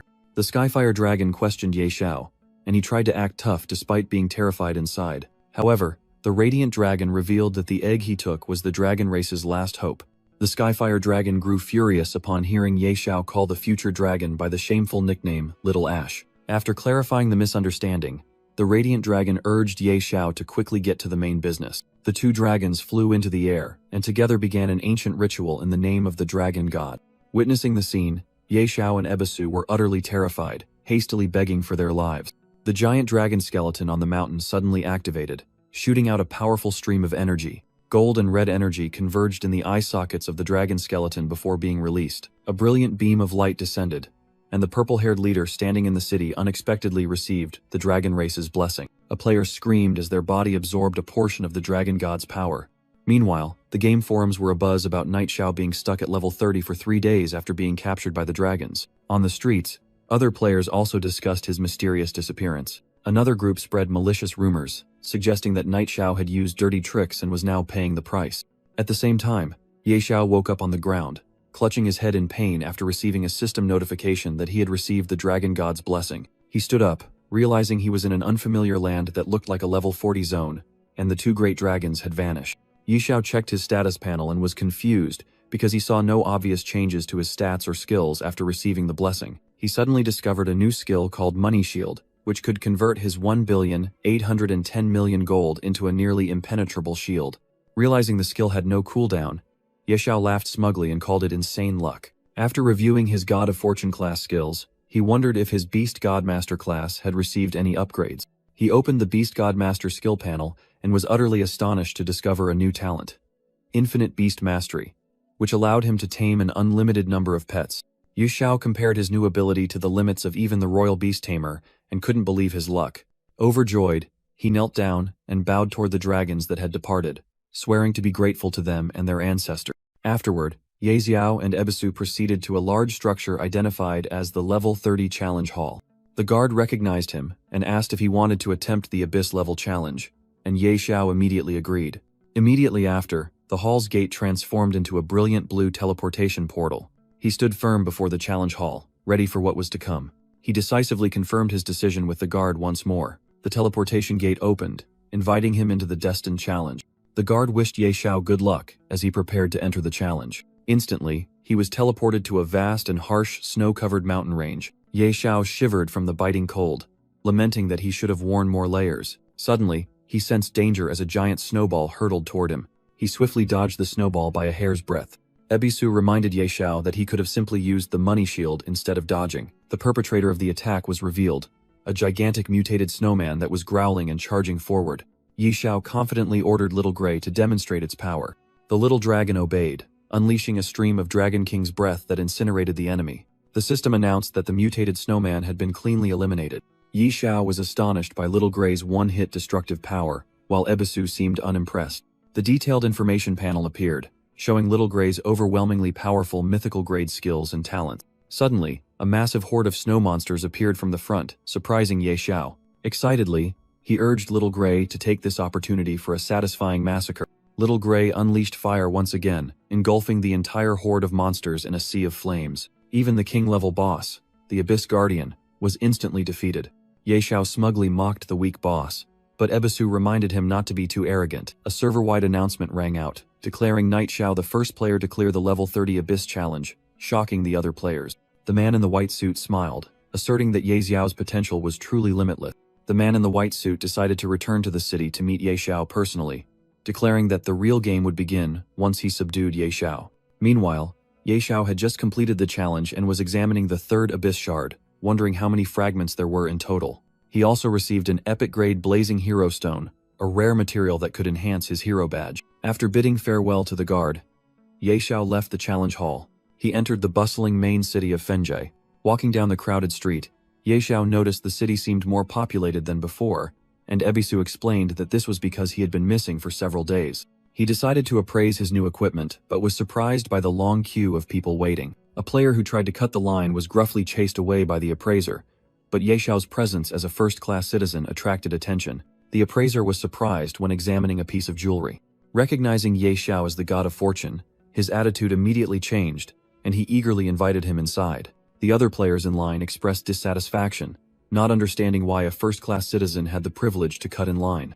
Ye Xiao ignored them and showed the craftsman the hero badge, asking him to enhance it. The worried blacksmith got to work, muttering about the item's immense value and his fear of damaging it. He carefully struck the badge with his forging hammer. A blinding flash of light erupted as the hero badge was successfully upgraded to legendary grade, forcing the other players to cover their eyes in astonishment. Witnessing the legendary grade item, a player realized in shock that this hidden man was the famous Night Xiao. Immediately, a frenzied crowd surrounded Ye Xiao, scrambling to send friend requests and inquire about buying his equipment. Ye Xiao secretly sighed about the difficulty of keeping secrets, then asked the appraiser to finish examining the remaining items. Both the craftsman and the crowd were stunned once again when they saw that all of his equipment was dark gold grade. News of Ye Xiao appearing in Fenjie City with dark gold equipment spread rapidly, causing one player to decide to rush back to the city immediately. The entire city was in chaos, with groups of players rushing to find Ye Xiao, vying to become his disciple. Meanwhile, Ye Xiao slipped into an alley and breathed a sigh of relief, thinking he had shaken off the crowd. But while he was still lamenting the nuisance, a man in red armor blocked his path and directly asked for his identity. Ye Xiao cautiously asked the stranger what he wanted. The man, along with his group, reassured him that they were only there to discuss business. Ye Xiao guessed they wanted to buy his dark gold equipment, and the man confirmed it, promising an offer he couldn't refuse. The man laughed loudly, mentioning hundreds of billions of gold, but Ye Xiao merely scoffed at his limited perspective. Ye Xiao thought to himself that this person was truly boastful and had not existed in his previous life. However, he recognized the masked assassin accompanying him as a top expert who had always acted alone in the previous life. The man continued to persuade him, praising Ye Xiao's potential and pointing out that he hadn't utilized his in-game power in the real world yet. Ye Xiao coldly told him to continue, while the other man promised to give him everything from money and status to women. With his entire group standing behind him, the man confidently invited Ye Xiao to join them. Ye Xiao patted his shoulder, saying he appreciated the recognition of his talent, which made the man smile contentedly. But immediately after, Ye Xiao summoned a fireball, declaring that he disliked the man's arrogant attitude and would manually revive him. The man was stunned, unable to believe Ye Xiao dared to attack him, and hastily warned him about the city's anti-killing laws. Ye Xiao ignored the threat, launched a fireball dealing 3,346 damage, and cursed him for talking too much. The man's teammates were speechless, and the masked assassin quickly stopped the others from acting, fearing they would be held responsible. Ye Xiao casually told them to pick up the dropped equipment and money as compensation, then advised them not to follow someone who had no future. An alarm sounded, and the group realized the city guards were approaching. The city guard squad quickly surrounded Ye Xiao and the remaining group, ordering no one to move. The guard captain stepped forward, angrily demanding to know who dared to commit murder right inside the main city. Ye Xiao calmly admitted it was him, astonishing the captain with his composure. However, upon realizing Ye Xiao was a first-class citizen, the captain's attitude immediately changed, and he hastily apologized for his rudeness. Ye Xiao simply explained that someone had threatened him, so he cleaned him up, which made the captain even more indignant on his behalf. The captain obsequiously assured him that maintaining city safety was their responsibility, and asked permission to leave so as not to bother Ye Xiao further. The remaining members of the other group were dumbfounded, unable to believe what they had just witnessed. Afterward, the captain ordered his squad to disperse. One soldier wondered why they didn't arrest Ye Xiao, and was immediately scolded by the captain as an idiot who didn't pay attention to details. The captain explained that Ye Xiao was the very person the Duchess was frantically searching for, and reporting this news would be an opportunity for them to get promoted. Meanwhile, at the Lord's manor, a magnificent scene unfolded. Inside, Sophia was sitting alone, frustrated by the wait. She impatiently wondered why there was still no news about Ye Xiao. Just then, Liz happily ran in to report that there was news about Lord Ye Xiao. Sophia immediately jumped up, eagerly asking where he was. At the same time, at the resurrection point, a subordinate was reporting the situation to his newly resurrected leader. The man in white showed no anger, revealing that he intentionally lost to make Ye Xiao drop his guard, and that he would soon make him regret it. He ordered the masked assassin to use his stealth skill to return and retrieve the equipment he had dropped. Ye Xiao mocked the enemy subordinates, saying they wouldn't need their equipment anymore. His threat left the entire group speechless in horror. A red-clad subordinate angrily questioned Ye Xiao, warning him that this was a heavily monitored resurrection zone. Ye Xiao merely sneered, declared that he had to pull out the weeds by the root, and raised his glowing magic staff. Immediately, a fireball flew straight into the chest of the red-clad subordinate. The man collapsed to the ground, and Ye Xiao coldly warned the others not to make any rash moves. He asserted that killing one person or many made no difference to him. Just then, the man in white resurrected in a flash of light, roaring Ye Xiao's name. He frantically threatened to take revenge on Ye Xiao's family and friends, but only received mockery in return. As soon as the threat ended, another fireball finished him off right there. The surrounding crowd of players discussed in astonishment, unable to believe someone dared to kill in the resurrection zone. The subordinates realized in shock that their master was no longer resurrecting but had been forcibly logged out. A squad of city guards led by a solemn judge appeared, loudly asking who dared to cause trouble. The masked assassin thought to himself that Ye Xiao would surely pay the price when facing the judge. Ye Xiao also assessed that confronting the judge directly right now would be a major loss. Nevertheless, he calmly stepped forward, casually admitting that he was the killer. The judge ordered the soldiers to escort Ye Xiao away, and he showed no intention of resisting. At the same time, in a luxurious mansion in the real world, Fu Bo was frantically shaking his young master, who lay unconscious on the bed. In the real world, Fu Bo frantically reported to an older man that the young master had been killed. That powerful man roared in anger, swearing to make the entire family of the person who killed his grandson die as well. Simultaneously in the game, Ye Xiao was being tried at the Dragon Phoenix Empire Court for murder in the Resurrection Zone. He calmly justified that he was merely defending the dignity of a first-class citizen against someone who had harassed and threatened him. From another location, a group of people in suits monitored the trial, astonished by Ye Xiao's ruthlessness in killing his opponent 5 times in a row. The judge named Ader declared Ye Xiao guilty of murder and sentenced him to permanent exile. Just then, a voice rang out in Ye Xiao's defense, arguing that his actions were justified and causing the judge to pause. Duchess Layla grandly entered, stating that the punishment was too unfair. Judge Ader immediately changed his demeanor, respectfully greeting Layla. Layla declared Ye Xiao to be her friend and demanded that Ader not treat him unfairly. Hearing this, Ader hastily changed the verdict, stating that the deceased deserved the punishment and ordered Ye Xiao's immediate release. After Layla requested permission, Ader agreed to let her and Ye Xiao leave. The two left the courthouse together while Ader bowed in farewell. Outside, Ye Xiao thanked Layla for her help, while Ebisu, perched on his shoulder, remarked that he had been saved again. Layla expressed concern upon hearing he had been captured by a dragon, but Ye Xiao reassured her that it turned out to be a lucky opportunity. He gently kissed Layla's hand and accepted her invitation to return home to recount his adventure. On the way, Ye Xiao asked Layla if Stir was still at the mansion, as he had something he needed to ask. Layla was utterly astonished to learn that Ye Xiao had quickly reached level 30. In the main hall of the mansion, Stir was also present and marveled at Ye Xiao's extraordinary leveling speed. Ye Xiao humbly asked Stir about his second-class advancement quest. Stir explained that quests for hidden classes were extremely mysterious, as they involved the domain of the gods. When Stir seemed worried, Layla reassured him that to advance, Ye Xiao needed to gain divine recognition, which immediately made him think of the Lost Temple. Stir was astonished that Ye Xiao knew about the Lost Temple, one of the most mysterious locations in Apocalypse. Layla also praised Ye Xiao's knowledge and explained that the temple appeared and disappeared randomly like an illusion. Immediately afterward, Ye Xiao received the quest Search for the Lost Temple, making him realize that the second-class advancement would be very difficult. Upon leaving the mansion, Layla instructed Ye Xiao to return to her after he was done, while Ebisu lamented the difficulty of the quest. However, Ye Xiao decided to postpone the temple search, as he knew a more important event was happening tomorrow, the first strange invasion. He explained that a gate to another world would open, unleashing countless strange creatures from the abyss. These creatures would massacre all living beings and destroy the entirety of Fengyi Main City. Ebisu panicked and urged him to flee, but Ye Xiao knew he couldn't handle it alone and thought of someone who could help. He immediately opened a teleportation gate and called out for Dolores.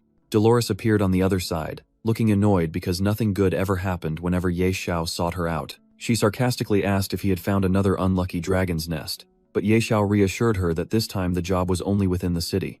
Dolores was skeptical about the danger in the city, but Ye Xiao simply hired her to protect his property in the Western District for one day. Suspecting a trap, Dolores questioned Ye Xiao, but he merely responded by mentioning their long-standing friendship. Finally, Dolores agreed to be there on time, causing Ebisu to mock Ye Xiao for tricking someone else again. On the way, Ye Xiao ignored Ebisu's words and decided to use the remaining time to level up, preparing for the invasion. Meanwhile, on the Apocalypse forums, players were boiling with rage, demanding real name verification after Ye Xiao repeatedly killed a player at the resurrection point. In the real world, the man who was forcibly logged out dismissed the online uproar as childish games and decided to rest before a long night. At the same time, ordinary citizens who were sound asleep were suddenly digitized and pulled into the game world. A massive wave of new players suddenly appeared in the villages, confused and terrified, as they realized they had been forcibly logged in again and could not log out. Meanwhile, Ye Xiao welcomed Dolores, who arrived on time and wondered why he had called her to a quiet city at this hour. He entrusted all his property in the West District to her protection, and Dolores confidently guaranteed that not a single brick would be lost. Just then, ominous purple lightning flashed across the city sky, signaling an impending catastrophic event. When Ye Xiao told Dolores to prepare a buff, she sensed the abnormality and looked up at the sky with confusion. A gigantic rift tore open the sky, unleashing countless demonic creatures upon the world. The strange invasion had begun. Countless hideous monsters, from winged demons to clumsy giants, poured out of the spatial rift. The city guard force immediately took action, issuing a level 1 alert and ordering the defense of the city walls and the evacuation of citizens. Chaos engulfed the streets as the invading monsters began massacring terrified and defenseless players. Dolores was astonished and asked how Ye Xiao could have predicted the invasion, but he merely encouraged her, reminding her of the power of a divine-level spellcaster. Her confidence wavered when a gigantic level 100 Lord Boss appeared, making her realize she had fallen into yet another one of his dangerous schemes. She complained that he never gave her easy tasks, but Ye Xiao calmly reiterated her promise to protect the district. Accepting the challenge, Dolores launched the destructive attack, 5 Thunder Blast at the gigantic demon. The Lord Boss was annihilated with a single blow, astonishing Ye Xiao, while Dolores responded with annoyance. However, the invasion was far from over, as more and more monsters, including flying elite bosses, continued to emerge from the rift. Losing patience, Dolores yelled at Ye Xiao not to just stand there but to lend a hand, and he happily agreed. Ye Xiao immediately played his trump card, summoning the Azure Sky Dragon with the command, "Little Gray, it's your turn." A gigantic reptilian monster roared from atop the city wall as the people below screamed in terror. The desperate city defenders tried to hold their positions, shouting that they couldn't hold out any longer. Suddenly, the elite tier boss was completely annihilated by an unseen force, triggering a system notification. On a rooftop, Ye Xiao reminded his little dragon, Xiao Hui, to be more careful because it had just destroyed a shop. Detecting a new wave of monsters approaching, he ordered Xiao Hui to attack quickly. Xiao Hui easily swept away the horde of monsters, bringing in a series of notifications for defeating elite and normal tier bosses.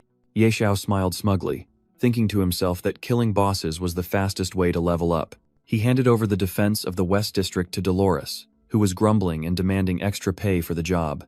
Amidst the pile of loot, Ye Xiao was delighted to realize that the monsters had even dropped epic tier equipment. Holding the Devourer ring in his hand, he contentedly urged Xiao Hui to hunt even more bosses. Meanwhile, outside the city, another group of players was frantically fleeing from a gigantic monster. A shield warrior tried to block the monster but was immediately overwhelmed by its power. The tanker shouted that he couldn't hold on any longer, and the group leader ordered everyone to find a way to escape. The warrior named Storm decided to sacrifice himself, shouting for the leader to take the others while he bought time. The monster grabbed Storm while he still tried to yell at his teammates not to worry about him. The entire group watched in horror as Storm fell, calling his name helplessly in despair. Just as hope faded, another boss appeared, making them believe they would all perish there. Unexpectedly, a massive stream of energy struck the monster, dealing 7,985 damage. The boss collapsed after just one hit, leaving the group leader unable to believe his eyes. He looked up at the sky and was astonished to see a small dragon circling above. The azure sky dragon let out a roar, scattering the surrounding monsters. It soared in the air, unleashing 2 streams of dragon breath that incinerated the enemies. Witnessing the scene, the rescued group of players couldn't help but be amazed by the power of the little dragon. From afar, Ye Xiao commanded his pet, "Let's go, Xiao Hui. There are more bosses over there." The group of players realized their savior was none other than the legendary master, Ye Xiao. The leader, Qingfeng Kuizhu, quickly called out to Ye Xiao as he was about to leave. They approached to express their deep gratitude, even swearing to risk their lives to repay him. Ye Xiao casually replied that he was just passing by, then pointed them toward a safer area. The group of players greatly admired Ye Xiao's coolness and decided to head to the location he indicated. Meanwhile, Ye Xiao realized that killing normal monsters was too time-consuming. He and Xiao Hui headed towards the city gate, where the real battle was taking place. The city scene unfolded, engulfed in fire and devastation. Qingfeng Kuizhu's group reached the safe West District and began to wonder why Ye Xiao had risked being outside. Suddenly, Xiao Yu screamed in astonishment upon seeing the notification that Ye Xiao had leveled up again. A notification panel appeared, showing that Ye Xiao had reached level 35, stunning everyone with his leveling speed. Immediately afterward, a gigantic fireball shot toward them from the main city gate. It soared across the city sky, carrying terrifying heat. Ye Xiao stood atop a tall building, looking down at the scene of slaughter at the main gate. He faced a level 100 Skeleton King boss, and determined that it would be difficult to handle alone. Meanwhile, a soldier frantically reported to Commander Ader that the main gate had fallen and the entire defense line was about to collapse. In the midst of despair, Commander Ader reluctantly ordered, "Prepare to retreat." Suddenly, 2 massive streams of energy struck the battlefield, leaving him stunned. Realizing that a god-tier expert had intervened, Ader excitedly shouted, "We are saved! Brothers, charge!" Meanwhile, Ye Xiao faced Dolores, who was grumbling about being suddenly summoned to deal with a level 100 Lord-class boss. She looked skeptically at the Skeleton King in the distance. "That's a strange level 100 Lord boss. Even I wouldn't be certain. Yet you're serious?" Ye Xiao replied with a confident smile. "Completely serious. More real than pearls." Seeing this, Dolores decided to help, granting Ye Xiao a buff. Ye Xiao suggested, "Sister Tao, since you are a god-tier mage, please clear the path so I can directly confront the boss." Immediately, a gigantic minion monster was incinerated by Dolores's flames. She unleashed a sea of fire, sweeping away the obstructing monsters, and signaled to Ye Xiao, "Go now." Ye Xiao dashed through the fiery path, secretly marveling at Dolores's power. When Dolores appeared before Ader, he joyfully called her Lady Dorothy and was ordered to lead his troops to defend the north. A soldier reported that a level 30 beast tamer was attacking the boss, but Ader dismissed it, completely trusting Dorothy's command. The Skeleton King stood towering, radiating a deadly aura. After clearing the way, Dolores told Ye Xiao, "Kid, everything rests on you now." Ye Xiao asserted, "Don't worry. I guarantee I won't die." Now, the hunt begins. The Skeleton King raised its massive scythe, ready for battle. Dolores created a protective shield and urged, "Kid, move."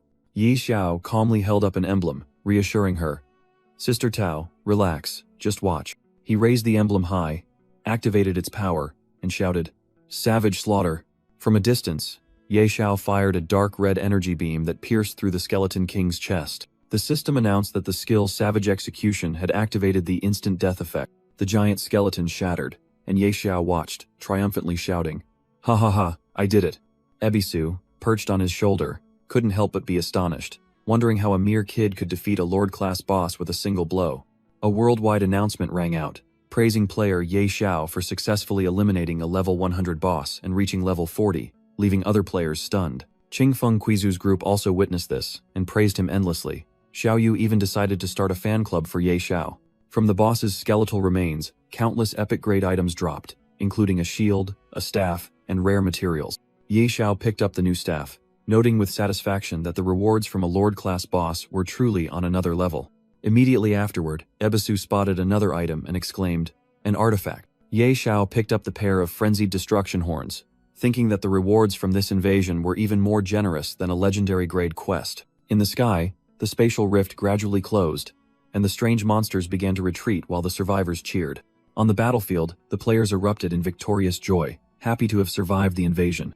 Meanwhile, the governor of Fenghe City woke up and was informed by his bodyguard Turn that the invasion had ended an hour ago.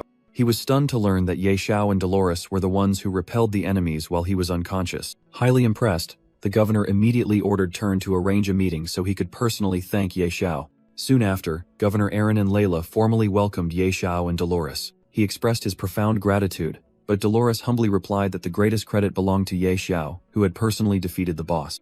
Ye Xiao received a notification that his favorability with Governor Aaron had increased, along with the title Friend of Fenghe, while he modestly stated that it was no big deal.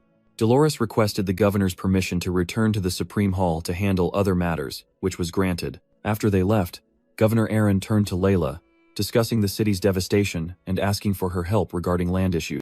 Layla explained that most of the property in the West District belonged to Ye Xiao, surprising Governor Aaron, who offered to buy some back. Ye Xiao casually agreed, provided the price was reasonable, while Ebisu whispered on his shoulder that his young master was about to make another killing.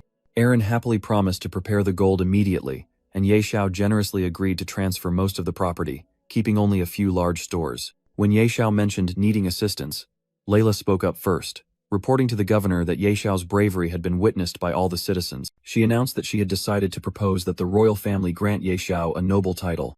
Ye Xiao thought to himself that this was yet another piece of good news, while Ebisu commented that his luck was truly remarkable. Governor Aaron fully supported the decision and was secretly astonished by the Duchess's favor towards such a young man. Ye Xiao thanked Layla by kissing her hand, but both she and the governor insisted that it was a reward he deserved. At the same time, in a modern apartment, a panicked voice cried out, calling Zhou Hong's name in vain. Qin Yanran sat on the sofa, desperately looking at her phone and praying that Zhou Hong hadn't died. Seeing the photo of Zhou Hong's corpse on the screen, she angrily cursed him for being useless and wasting the equipment she had bought for him. In her distress, Qin Yanran blamed Zhou Hong for everything and realized that Ye Xiao was the one who had treated her best. She deluded herself into believing that if she sincerely apologized, Ye Xiao would surely forgive her and take her back. With that conviction, Qin Yanran left her home, determined to set out and find Ye Xiao. Ye Xiao's reputation had spread, causing many other players to decide to find their way to Fenghe City for safety. Ye Xiao noticed the influx of people rushing into the city and scrambling to buy houses, so he decided to prioritize forging equipment first. He sought out a blacksmith amidst the ruins and told him he needed some equipment forged and appraised. The blacksmith sadly replied that his shop had been destroyed during the invasion. However, he offered to take Ye Xiao elsewhere to borrow a forge and appraisal tool. The blacksmith led him to a large, intact building and invited him inside to take a look. The blacksmith couldn't help but be astonished by the high-grade forge Ye Xiao had brought him to. Ye Xiao revealed that this was his property and offered to hand the shop over to him, making the blacksmith extremely grateful. Without further ado, Ye Xiao immediately assigned the task, presenting a horn-shaped artifact and asking if he could appraise it. The blacksmith confessed that he wasn't sure, but Ye Xiao encouraged him to try anyway. Feeling trusted, the blacksmith resolved to put all his effort into completing the task. However, the appraisal failed, and he helplessly admitted that he couldn't maintain the incantation. Ye Xiao then changed tack, asking him to appraise 3 other epic-grade pieces of equipment. Meanwhile, at the governor's mansion, a common citizen was being flatly refused entry by the guards. As soon as Ye Xiao arrived, the bodyguards immediately recognized him and respectfully invited him inside. The contrasting scene was evident as the common citizen was turned away because the governor was too busy. In contrast, Ye Xiao was formally addressed as Lord by the bodyguards and warmly welcomed. Inside, Governor Aaron was surprised by the visit, and Ye Xiao got straight to the point. He wanted to search for the lost tribe. The governor thought this was like searching for a needle in a haystack, but Ye Xiao remained resolute and asked how he could help. Ye Xiao proposed that the governor issue a bounty with a reward of 5 million gold and 3 dark gold-grade pieces of equipment. Impressed by his generosity, Governor Aaron immediately agreed to issue the bounty. The next day, the entire city was abuzz with the news that Ye Xiao had leveled up again. Players looked up in astonishment at the system notification. He had cleared the level 40 Abyssal Challenge. Inside the challenge area, Ye Xiao faced a giant humanoid monster. The creature, known as the Abyssal Guide, lunged forward to attack him. With a dazzling flash of light, Ye Xiao, his hair glowing gold, easily blocked the attack. The Azure Sky Dragon breathed fire, eliminating the Abyssal Guide. Standing on the monster's corpse, Ye Xiao heard Ebisu comment that it was fortunate he had the money shield, or he would have been in danger. Ye Xiao explained that thanks to the Dragon God's blessing, Little Ash's stats had skyrocketed. After picking up another fragment, Ye Xiao wondered if this was the fourth piece and how many more were needed to complete it. Suddenly, he received a message from Governor Aaron reporting news about the lost race. Meanwhile, a group of greedy players discovered the dwarves and argued over who would claim the reward offered by Ye Xiao. Ye Xiao immediately went to see the governor and asked directly about the news of the lost race. A knight wearing silver armor reported that a group of strangely shaped dwarves had been found in the forest outside the city. The knight confirmed he had stumbled upon them while hiding during the invasion, and Ye Xiao demanded to be led there immediately. Refusing the offer of reinforcements, Ye Xiao confidently declared he could handle it himself. Deep in the forest, a tribe of dwarves was moving cautiously. The two players from before were still lurking, planning to capture a dwarf to split the reward of gold and dark gold equipment. A long-bearded dwarf with sharp eyes seemed to sense their presence. One of the two players scoffed when the hammer thrown at him only dealt 80 damage. But immediately afterward, the hammer returned with the power of thunder, dealing 87,231 damage and eliminating both of them in one blow. Another group of players hiding nearby was utterly terrified by the dwarf's destructive power. The dwarf named Dulin was furious about being disturbed by humans, but his companion, Thor, advised him to calm down. Dulin angrily stated that if it weren't for the tribe, he would have crushed them all. But Thor urged everyone to leave quickly. At the same time, Ye Xiao and the knight were rushing over, with the guide reporting that they were very close. From the bushes, a group of hidden players spotted Ye Xiao approaching and excitedly waited to watch the show. Ye Xiao and the guiding knight reached the edge of the forest, and he decided to go straight in to witness the dwarves' power. The knight warned that the dwarves were extremely hot-tempered and possessed terrifying destructive power, but Ye Xiao remained confident that he knew what he was doing. After dismissing the knight, Ye Xiao stepped forward, causing Ebisu on his shoulder to secretly wonder about his recklessness. Upon seeing a human figure, Dulin immediately flew into a rage and shouted that he would crush the one who dared approach. Thor quickly stopped Dulin before he could act rashly. However, upon scrutinizing Ye Xiao's calm expression, even Dulin had to admit to Thor that he no longer felt the urge to attack. Both dwarves suddenly smelled a strong scent emanating from Ye Xiao, realizing with astonishment that it was the scent of more than one divine artifact. Dulin was overwhelmed by the powerful aroma, while Thor detected another scent, familiar yet ancient. Dulin snapped back to reality, shouting in terror that it was the scent of a god, and Thor immediately confirmed it. The two dwarves looked at each other, reaffirming the strong scent of multiple divine artifacts radiating from Ye Xiao. Dulin still couldn't believe the intensity of the scent, while Thor was trying to recall the ancient aroma.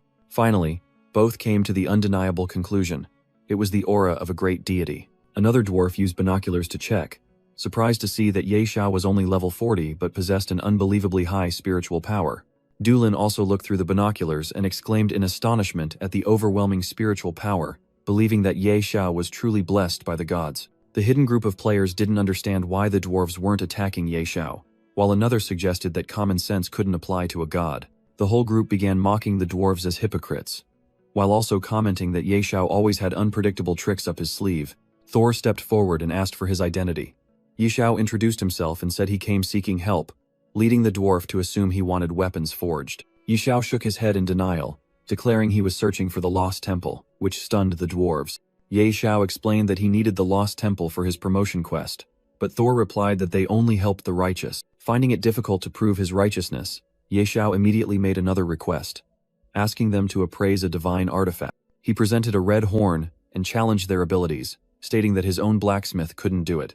Provoked by his racial pride, Dulin asserted that dwarves were the best craftsmen and demanded to see the item. However, upon holding the horn, Dulin realized it was not like a normal forged artifact. Thor examined it closely and concluded that it was a natural divine artifact, formed from the fusion of elemental forces. He identified it as a horn of the god of destruction and asked Ye Xiao where he had obtained it. When they learned that Ye Xiao was the one who had defeated the boss during the invasion, both dwarves were utterly astonished. Dulin confidently asserted that they could appraise it, but it would come at a very high price. Ye Xiao calmly asked for the price, while Ebisu secretly thought he was about to be swindled. Dulin held up 5 fingers, naming a price he considered astronomical. He loudly shouted the price, 500 gold coins. Both dwarves considered this a huge fortune, enough to buy 50 rice bars. After Dulin tried to haggle down to 300 gold, Ye Xiao made a shocking offer, 1 million gold coins for a successful appraisal. The offer of 1 million gold coins stunned the two dwarves, who imagined the amount of rice they could buy enough to last a lifetime. Ye Xiao immediately provided 1,000 gold as a deposit, and promised to send more food later. Completely subdued by the wealth, Dulin immediately agreed and enthusiastically began the appraisal, causing both their favorability levels to increase. With a sound of success, Dulin completed the appraisal of the horn on the anvil. Ye Xiao smiled contentedly as he viewed the information panel for the Horn of Wrath, God of Destruction, admiring the dwarves' craftsmanship. After the appraisal was finished, Dulin immediately asked about the payment, but Ye Xiao reassured him and invited the entire tribe to Fenjie City to receive their reward. The offer to visit the human city surprised the dwarves, and Ye Xiao promised to treat them to a grand feast. The entire dwarf tribe cheered excitedly at the prospect of celebrating in a major human city. On the streets of Fenjie City, a group of players suddenly noticed the procession entering. Ye Xiao's appearance alongside the entire dwarf tribe stunned the other players, leading to fervent discussion. True to his word, Ye Xiao treated the dwarves to a lavish feast, leaving them astonished by how delicious the food was. A knight announced that all expenses for the banquet were covered by Ye Xiao, delighting the dwarves even further. During the feast, Ye Xiao asked Thor for information about the Lost Temple, the objective of his class advancement quest. Thor pulled out an ancient detection device and explained its function, but simultaneously warned Ye Xiao to abandon the idea.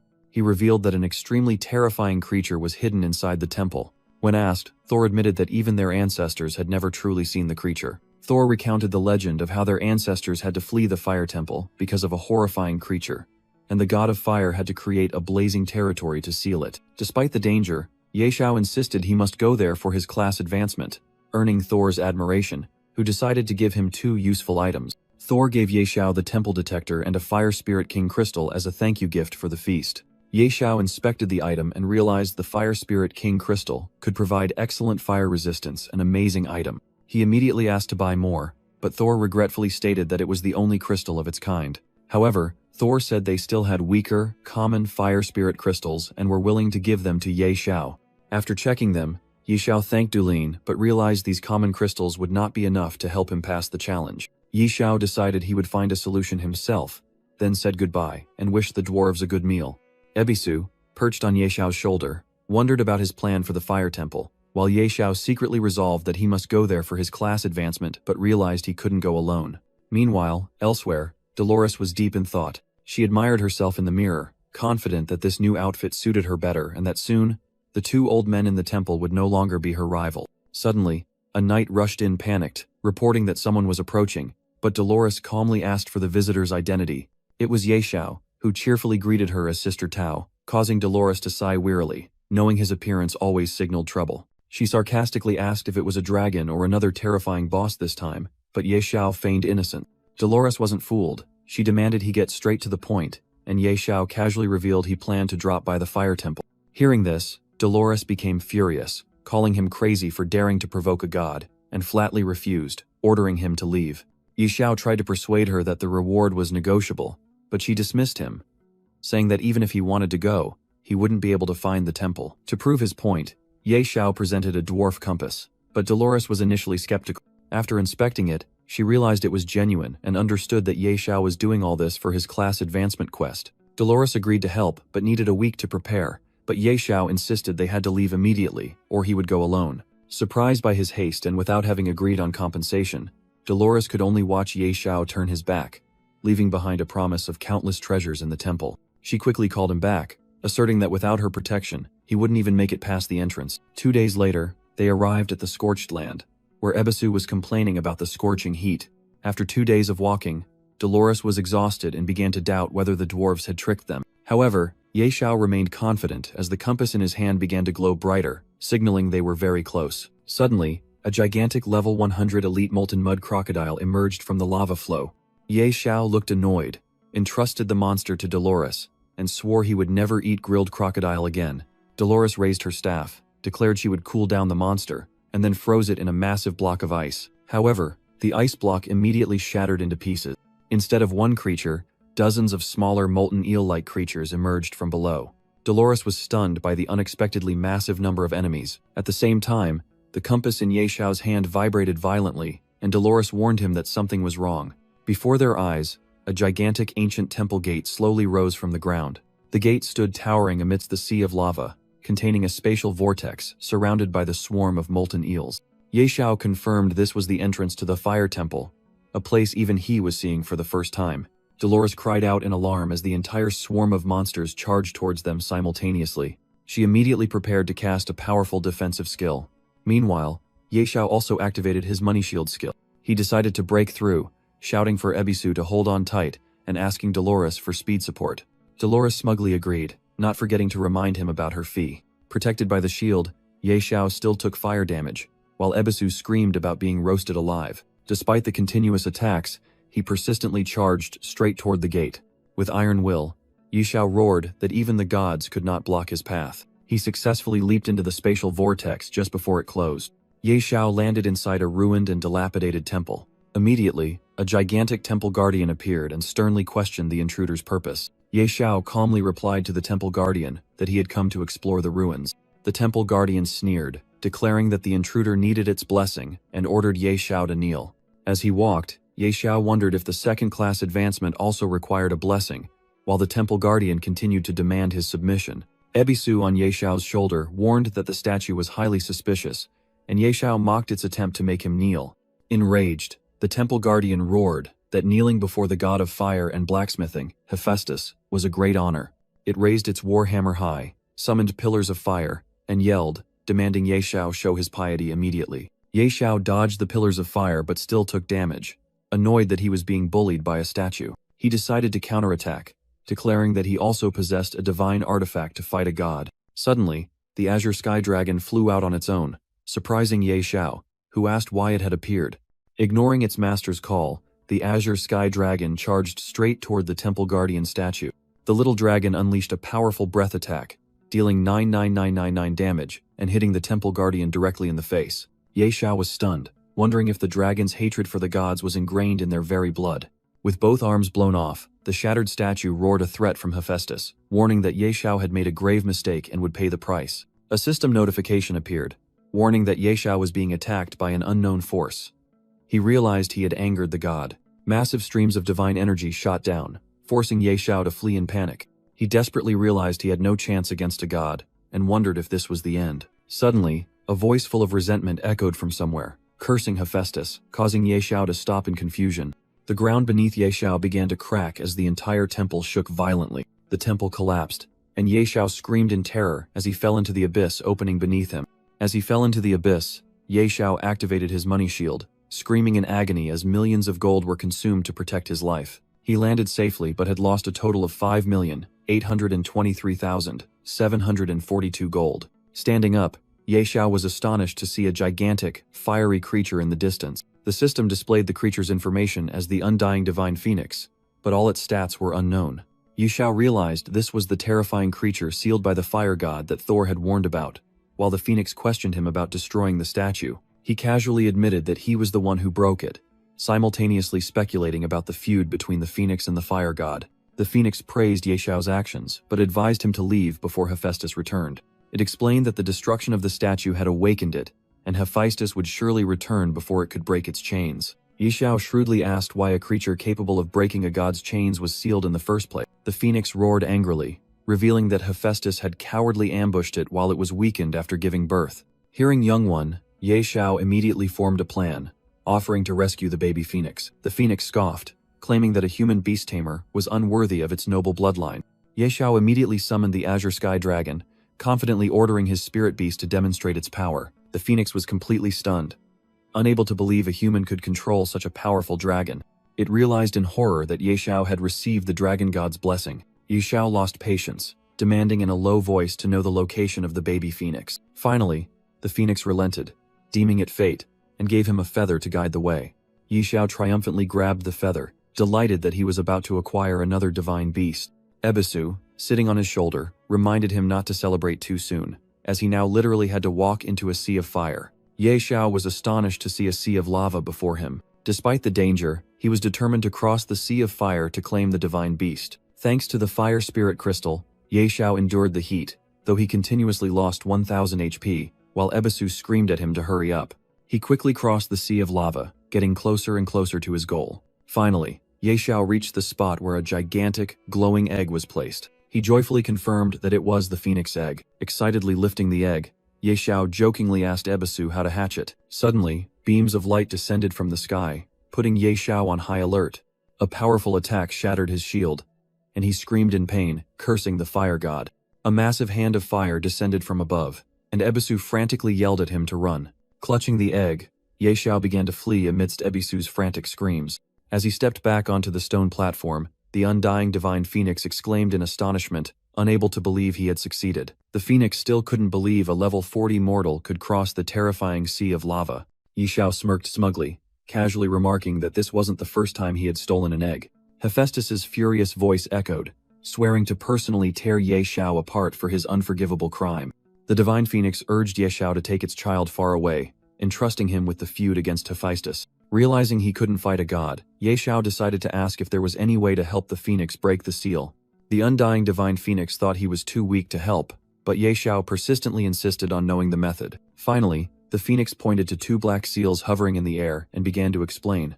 The divine phoenix explained that these were two divine seals that must be broken simultaneously. Ye Xiao confidently held up the Horn of Wrath, asking if it could break them, astonishing the phoenix. The phoenix admitted it was a divine artifact, but stressed that two items were needed to break both seals at once. Ye Xiao then took out a cooldown stone, declaring that he could activate the destructive power twice in a row. Suddenly, an enraged voice boomed as a massive pillar of fire struck where Ye Xiao was standing. Having no other choice, Ye Xiao was determined to test his strength and prevent the fire god from achieving his goal. He rushed toward one seal, using the power of the Horn of Wrath to attack it. Immediately afterward, Ye Xiao yelled and activated the cooldown stone to reuse the divine artifact. He instantly launched the second attack at the remaining seal, challenging the interfering god. The undying divine phoenix was stunned, witnessing a mortal breaking a divine seal. Just then, a gigantic figure appeared right behind Ye Xiao, calling him human. Hephaestus, the god of fire, had personally descended, ordering Ye Xiao to offer up his life. Ye Xiao looked up at the massive god before him, stunned by the opponent's sheer size. Holding his gigantic forging hammer, Hephaestus stood amidst a sea of fire and demanded that Ye Xiao kneel. But right at that moment, the magical chains binding the divine phoenix shattered completely. Now free, the phoenix flew straight toward Hephaestus, declaring that he had arrived just in time. Hephaestus couldn't believe the seal was broken, while the phoenix called him a false god and demanded he pay the price. The blazing phoenix declared that only Hephaestus's blood could wash away her humiliation, radiating a terrifying surge of energy. Ye Xiao, along with old Hui, Ebisu, frantically hid behind a pillar, realizing this battle was far beyond their level. Hephaestus mocked the divine phoenix, suggesting that after years of being sealed and drained of power, she was no longer his match. The phoenix roared in fury, swearing that the despicable false god would pay with his blood. She lunged into the attack, her blazing body colliding with the god of fire in a terrifying explosion. The shockwave from the confrontation was so strong it threw Ye Xiao backward, causing him to cry out in alarm. Mid-air, Ye Xiao hastily activated his money shield to save his life. Hephaestus watched in astonishment as his hammer shattered and his right arm began to disintegrate. "Feel what it's like to be melted," the divine phoenix declared, as her power overwhelmed her opponent. Hephaestus roared, "Traitor, how dare you defy a god?" But the phoenix scornfully replied that he was unworthy. With a cry of pain, Hephaestus took a full blazing claw strike to the chest. The god of fire was struck down to the ground, unable to believe his defeat. Witnessing the scene, Ebisu trembled at the phoenix's brutality, while Ye Xiao worried that he would be the next target. Absorbing Hephaestus's vital energy, the divine phoenix declared her rebirth in the divine flames. Ye Xiao quickly held out the egg, trying to explain that it was just a misunderstanding and he wanted to return it. But the phoenix surprised him by saying there was no misunderstanding, and that she had to thank him. She bestowed upon Ye Xiao 2 drops of Hephaestus's divine blood as a gift. The system panel appeared, confirming it was divine blood, leaving Ye Xiao stunned. He forced a laugh, saying he was honored, but Ebisu immediately pointed out that his expression didn't match his words. The divine phoenix explained that this divine blood would help him hatch her child. Ye Xiao was astonished when the divine phoenix requested that he find a way to hatch her child.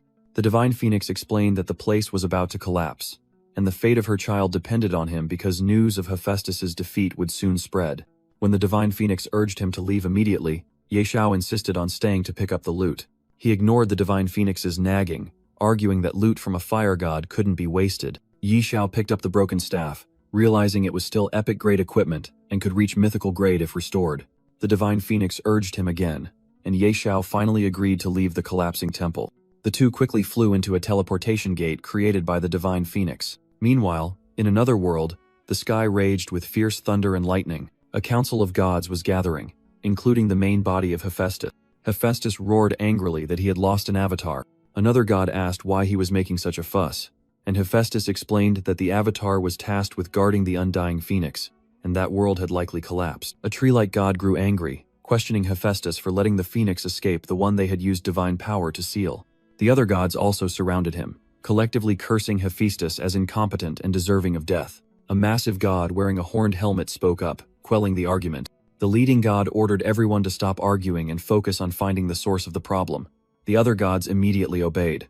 Returning to the outside of the fire temple, Dolores stood looking at the ruins. She smirked, wondering if Yeshao had died inside. Suddenly, a gigantic teleportation gate opened in the sky, and Dolores watched in shock as Yeshao and the divine phoenix flew out.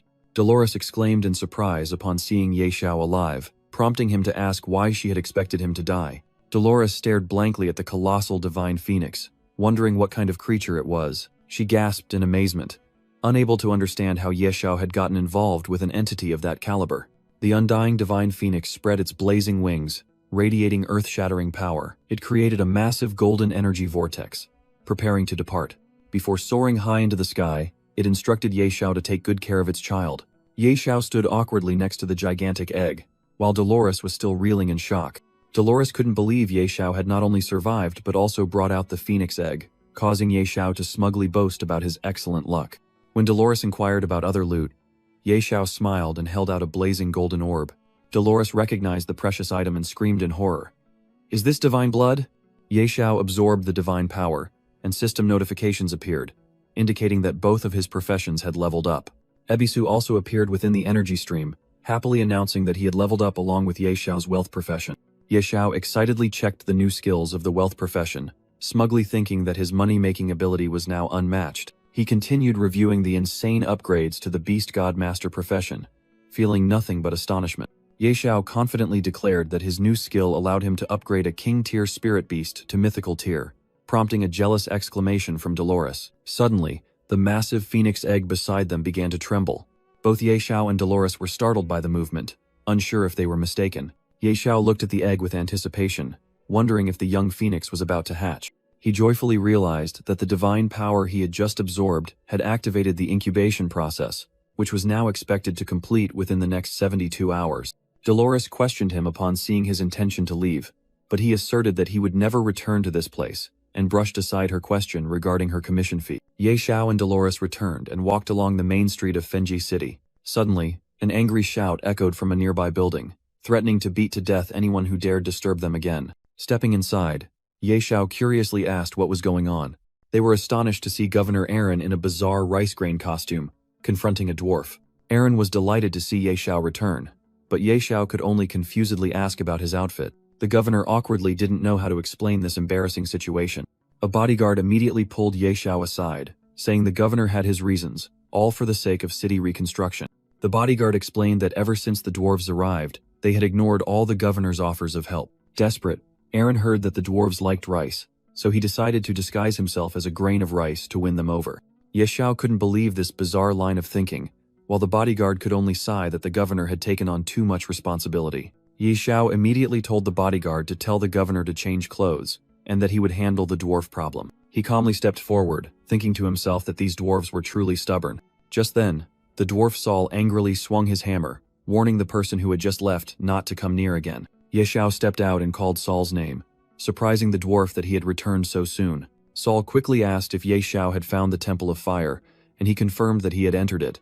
The dwarf joyfully asked if they could return, but Yeshao replied that it was probably impossible. He explained that the temple had collapsed, then held out the scepter of the fire god, leaving Saul utterly astonished. Saul and all the dwarves immediately knelt, honoring Yeshao as the fire god's messenger and begging him to lead the way. Yeshao accepted the new role, ordering them to stay and help rebuild Fenge City. The entire tribe unanimously obeyed, and Saul promised to go inform the other dwarf tribes of the news. Yeshao asked Saul, who was also called Thor, to forge some equipment for him, and he immediately agreed. Meanwhile, at the manor, Governor Aaron was wearing a bizarre sesame seed costume. He admired himself in the mirror, hoping this appearance could win the dwarves' favor. Suddenly, a bodyguard rushed in to report that the dwarves had left with Yeshao. When the governor blankly asked where they went, the bodyguard explained that they had gone to help build the main city. Aaron was overjoyed, mistakenly believing that his bizarre efforts had finally succeeded. However, the bodyguard was forced to clarify that it was Yeshao who had convinced them, leaving the governor stunned. Slumping onto the floor, Aaron despairingly asked how Yeshao did it. but the bodyguard only knew that everything went very smoothly. Feeling utterly defeated, the governor dejectedly stood up and sarcastically remarked that he would go look for a job at the circus. The scene shifted to a palace, where a voice was complaining to its master about Ye Xiao's arrogance. Here, a group of royal envoys led by Albert was pressuring Sophia by citing the orders of Prince Karami. Albert also subtly suggested that Sophia should leverage the prince's affection to solve the problem. Sophia flatly refused, making Albert look awkward due to her firm attitude. As Sophia decisively dismissed him, Albert froze, realizing Ye Xiao had been standing behind him the entire time. Sophia's face immediately lit up with joy and relief upon seeing Ye Xiao return. Ye Xiao affectionately asked Sophia if he was late, and she replied that he had arrived just in time. Albert turned to face Ye Xiao, offering a sarcastic and smug greeting. The man openly insulted Ye Xiao, but Sophia immediately spoke up in his defense, reminding Albert of his own status and Ye Xiao's merits. With a cold smile, Ye Xiao declared that he was in a good mood today and felt like killing someone for fun. Albert became enraged, threatening Ye Xiao in return and beginning to boast about his background. Without warning, Ye Xiao delivered a devastating punch to Albert's face. He stood over the collapsed Albert, offering a sarcastic apology for having accidentally hit him too hard. Ye Xiao coldly turned to ask the rest of the delegation if anyone had any objection. Immediately, the envoys frantically waved their hands, unanimously condemning Albert for being disrespectful and threatening everyone. They praised Ye Xiao's actions as righteous and expressed absolute reverence, asserting that Albert deserved to die. Ye Xiao continued by asking which of them had the authority to decide his title. An envoy hastily assured him that he was the deputy and would sign the documents to allocate the territory immediately. Sophia smiled, complimenting Ye Xiao on always having his own way, while he casually replied that using his fists was much faster. At the same time, a system-wide announcement rang out. Ye Xiao had become a viscount, unlocking the territory system and increasing playtime for the entire server. Other players worldwide were astonished by his rate of advancement, admitting that he was a major figure who could not be judged by conventional logic. News of the territory unlock spread, making everyone realize that Ye Xiao could now recruit subordinates. The crowd of players became extremely excited, swearing to join Ye Xiao's forces to dominate the world during the apocalypse. Sophia informed Ye Xiao that after he convinced the dwarves, many people were offering high prices to buy his shops. Outside, a merchant leading the crowd approached Ye Xiao, declaring that he had mobilized 40 million gold and was ready to trade. Others jostled, competing to show off their wealth. One claimed to have 90 million, while another claimed kinship to receive priority. Ye Xiao calmly asked the crowd for patience, saying he had no problem selling the shops, but, with a sly smile, he announced that they would have to pay an extra fee. This request only made the merchants more fervent.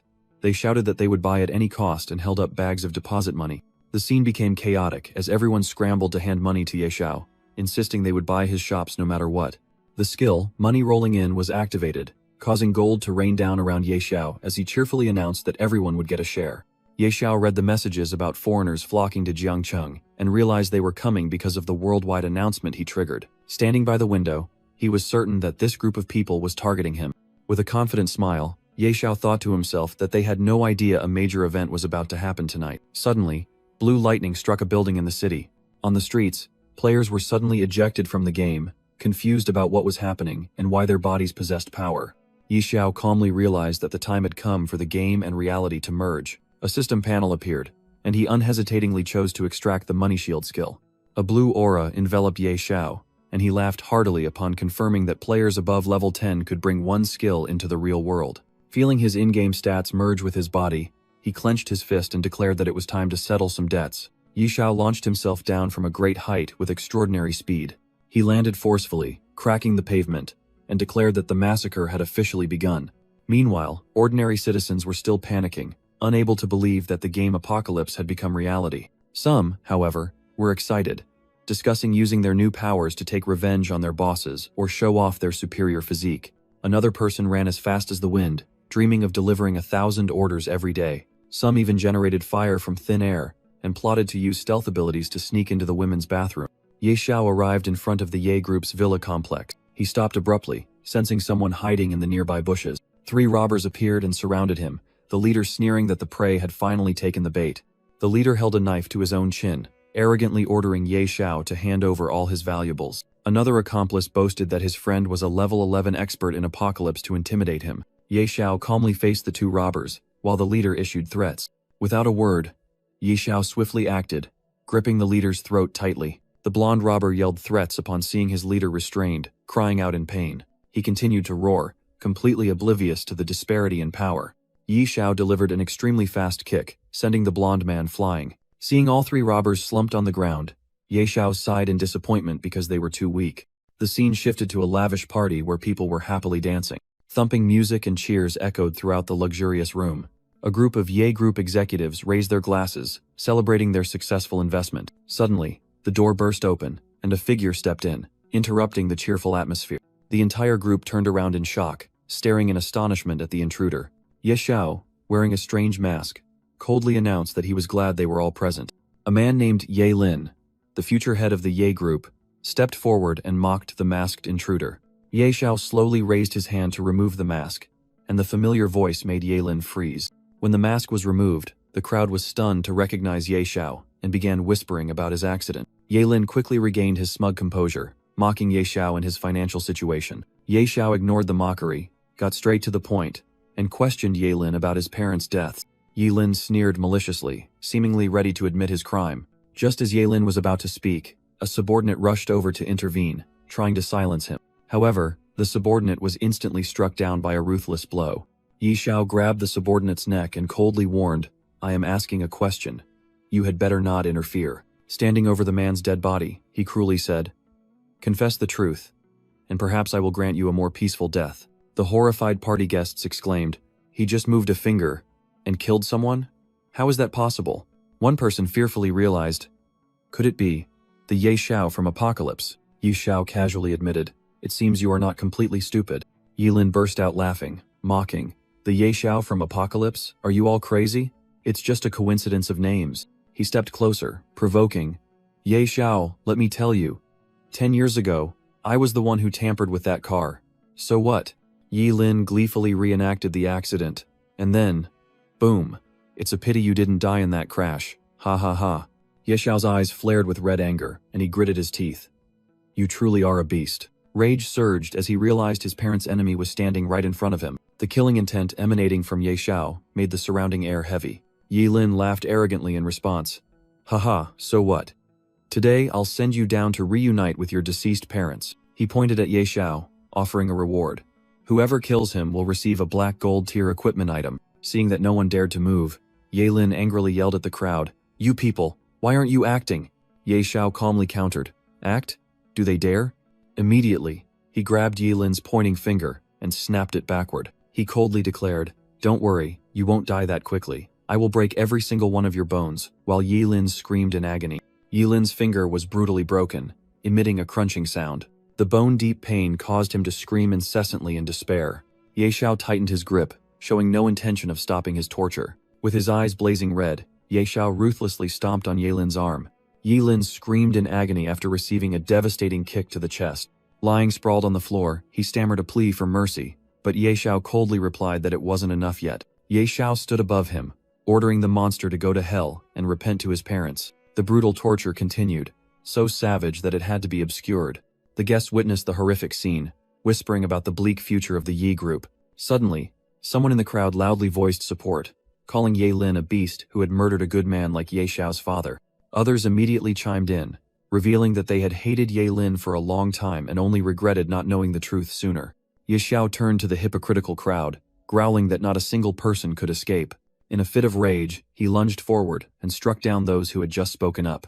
The crowd panicked intensely, hastily shifting all the blame onto Ye Lin and begging for their lives. From outside the building, desperate screams and pleas for help echoed into the night. Standing alone amidst the pool of blood, Ye Xiao whispered that the hatred spanning 2 lifetimes had finally been avenged. He quietly turned and left the room full of corpses, leaving Ye Lin motionless on the floor.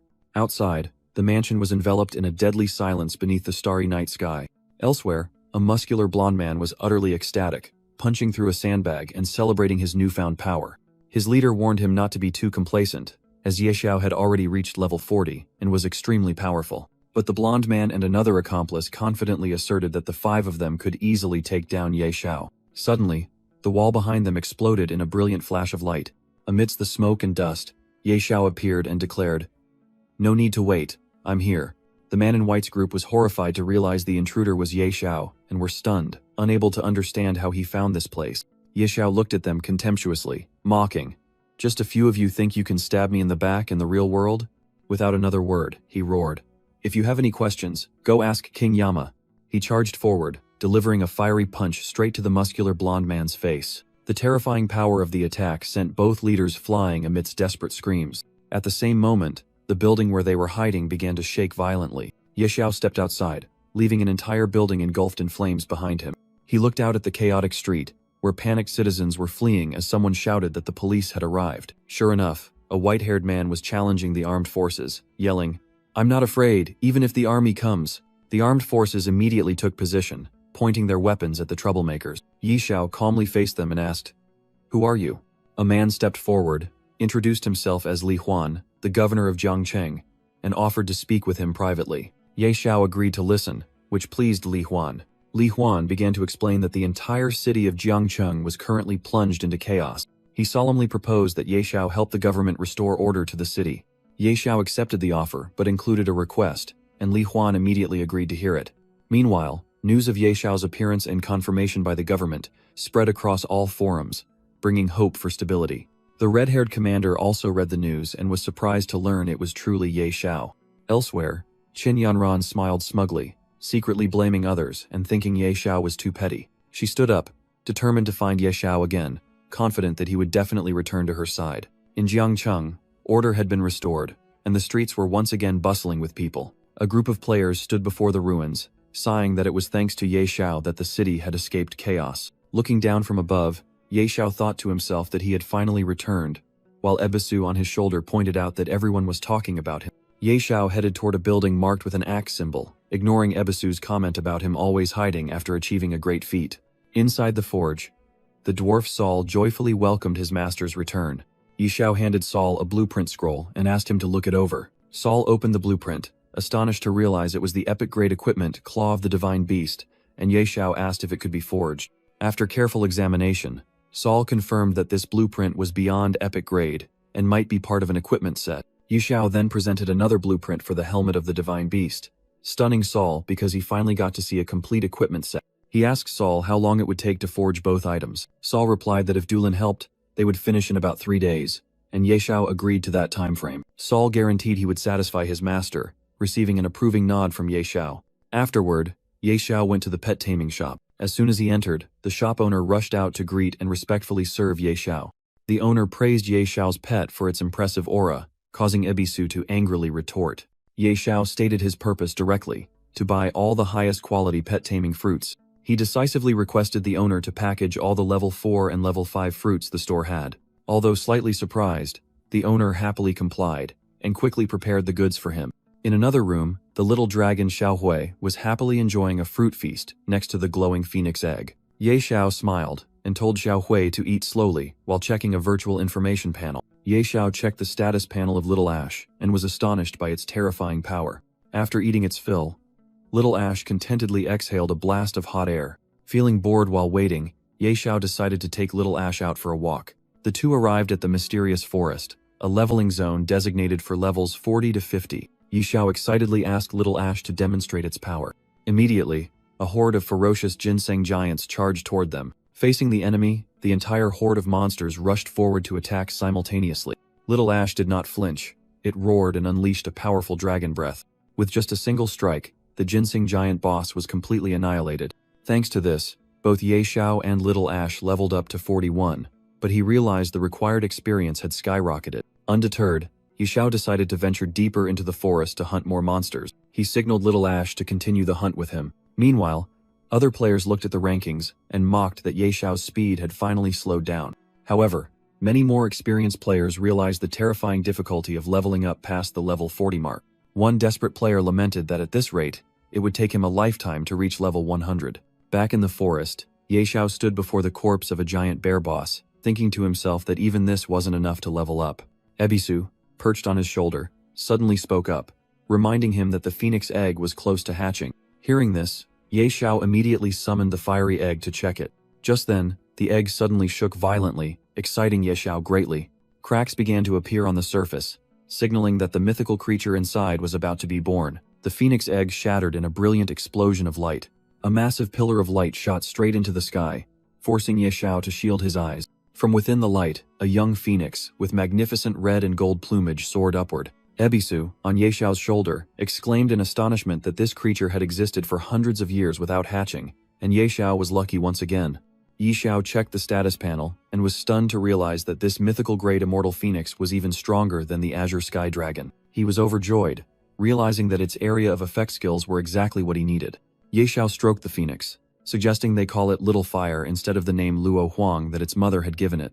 The phoenix looked displeased, resolutely rejecting the other names he suggested. Ye Xiao laughed, pretending to indulge it, and called it Luo Huang. Seeing the phoenix remain stubborn, he decided to finalize a new name, Xiao Luo. Suddenly, Ye Xiao noticed something unusual when he looked toward the Azure Sky Dragon. A wave of pitch-black poisonous gas began spreading throughout the forest. The Azure Sky Dragon identified it as poison gas from hideous rats, capable of causing continuous poison damage. The Azure Sky Dragon immediately unleashed a stream of fire to attack, but Ye Xiao hastily yelled at it not to fight, and to run away quickly. A massive swarm of venomous rats with bloodshot eyes was rushing toward them from all directions. Ye Xiao panicked, realizing their numbers were too great, and shouted for everyone to flee. Before long, he was surrounded on all sides by the venomous rats, with no path of retreat. Cornered, Ye Xiao looked up and shouted, ordering Xiao Luo to join the battle. Xiao Luo dove down from above, its entire body erupting in blazing flames, ready to incinerate the enemies. Xiao Luo descended like a fiery meteor, leaving a long scorching trail across the sky. The sea of fire immediately engulfed the venomous rats, dealing tens of thousands of damage and causing them to shriek miserably. Every single monster exploded in the phoenix flames, without any chance of resistance. Ye Xiao watched with folded arms, delightedly comparing the magnificent scene to setting off fireworks. Amidst the sea of fire, Xiao Luo let out a resounding cry, its form becoming more majestic and powerful. A massive pillar of light shot straight up from the ground, signaling that Ye Xiao and his spirit beasts had leveled up simultaneously. Ye Xiao cheered happily when the notification panel confirmed he had reached level 43. Meanwhile, other players stared dumbfounded at the world rankings, unable to understand how Ye Xiao could gain 2 levels in a single day. Before they could recover from the shock, they saw the rankings update again.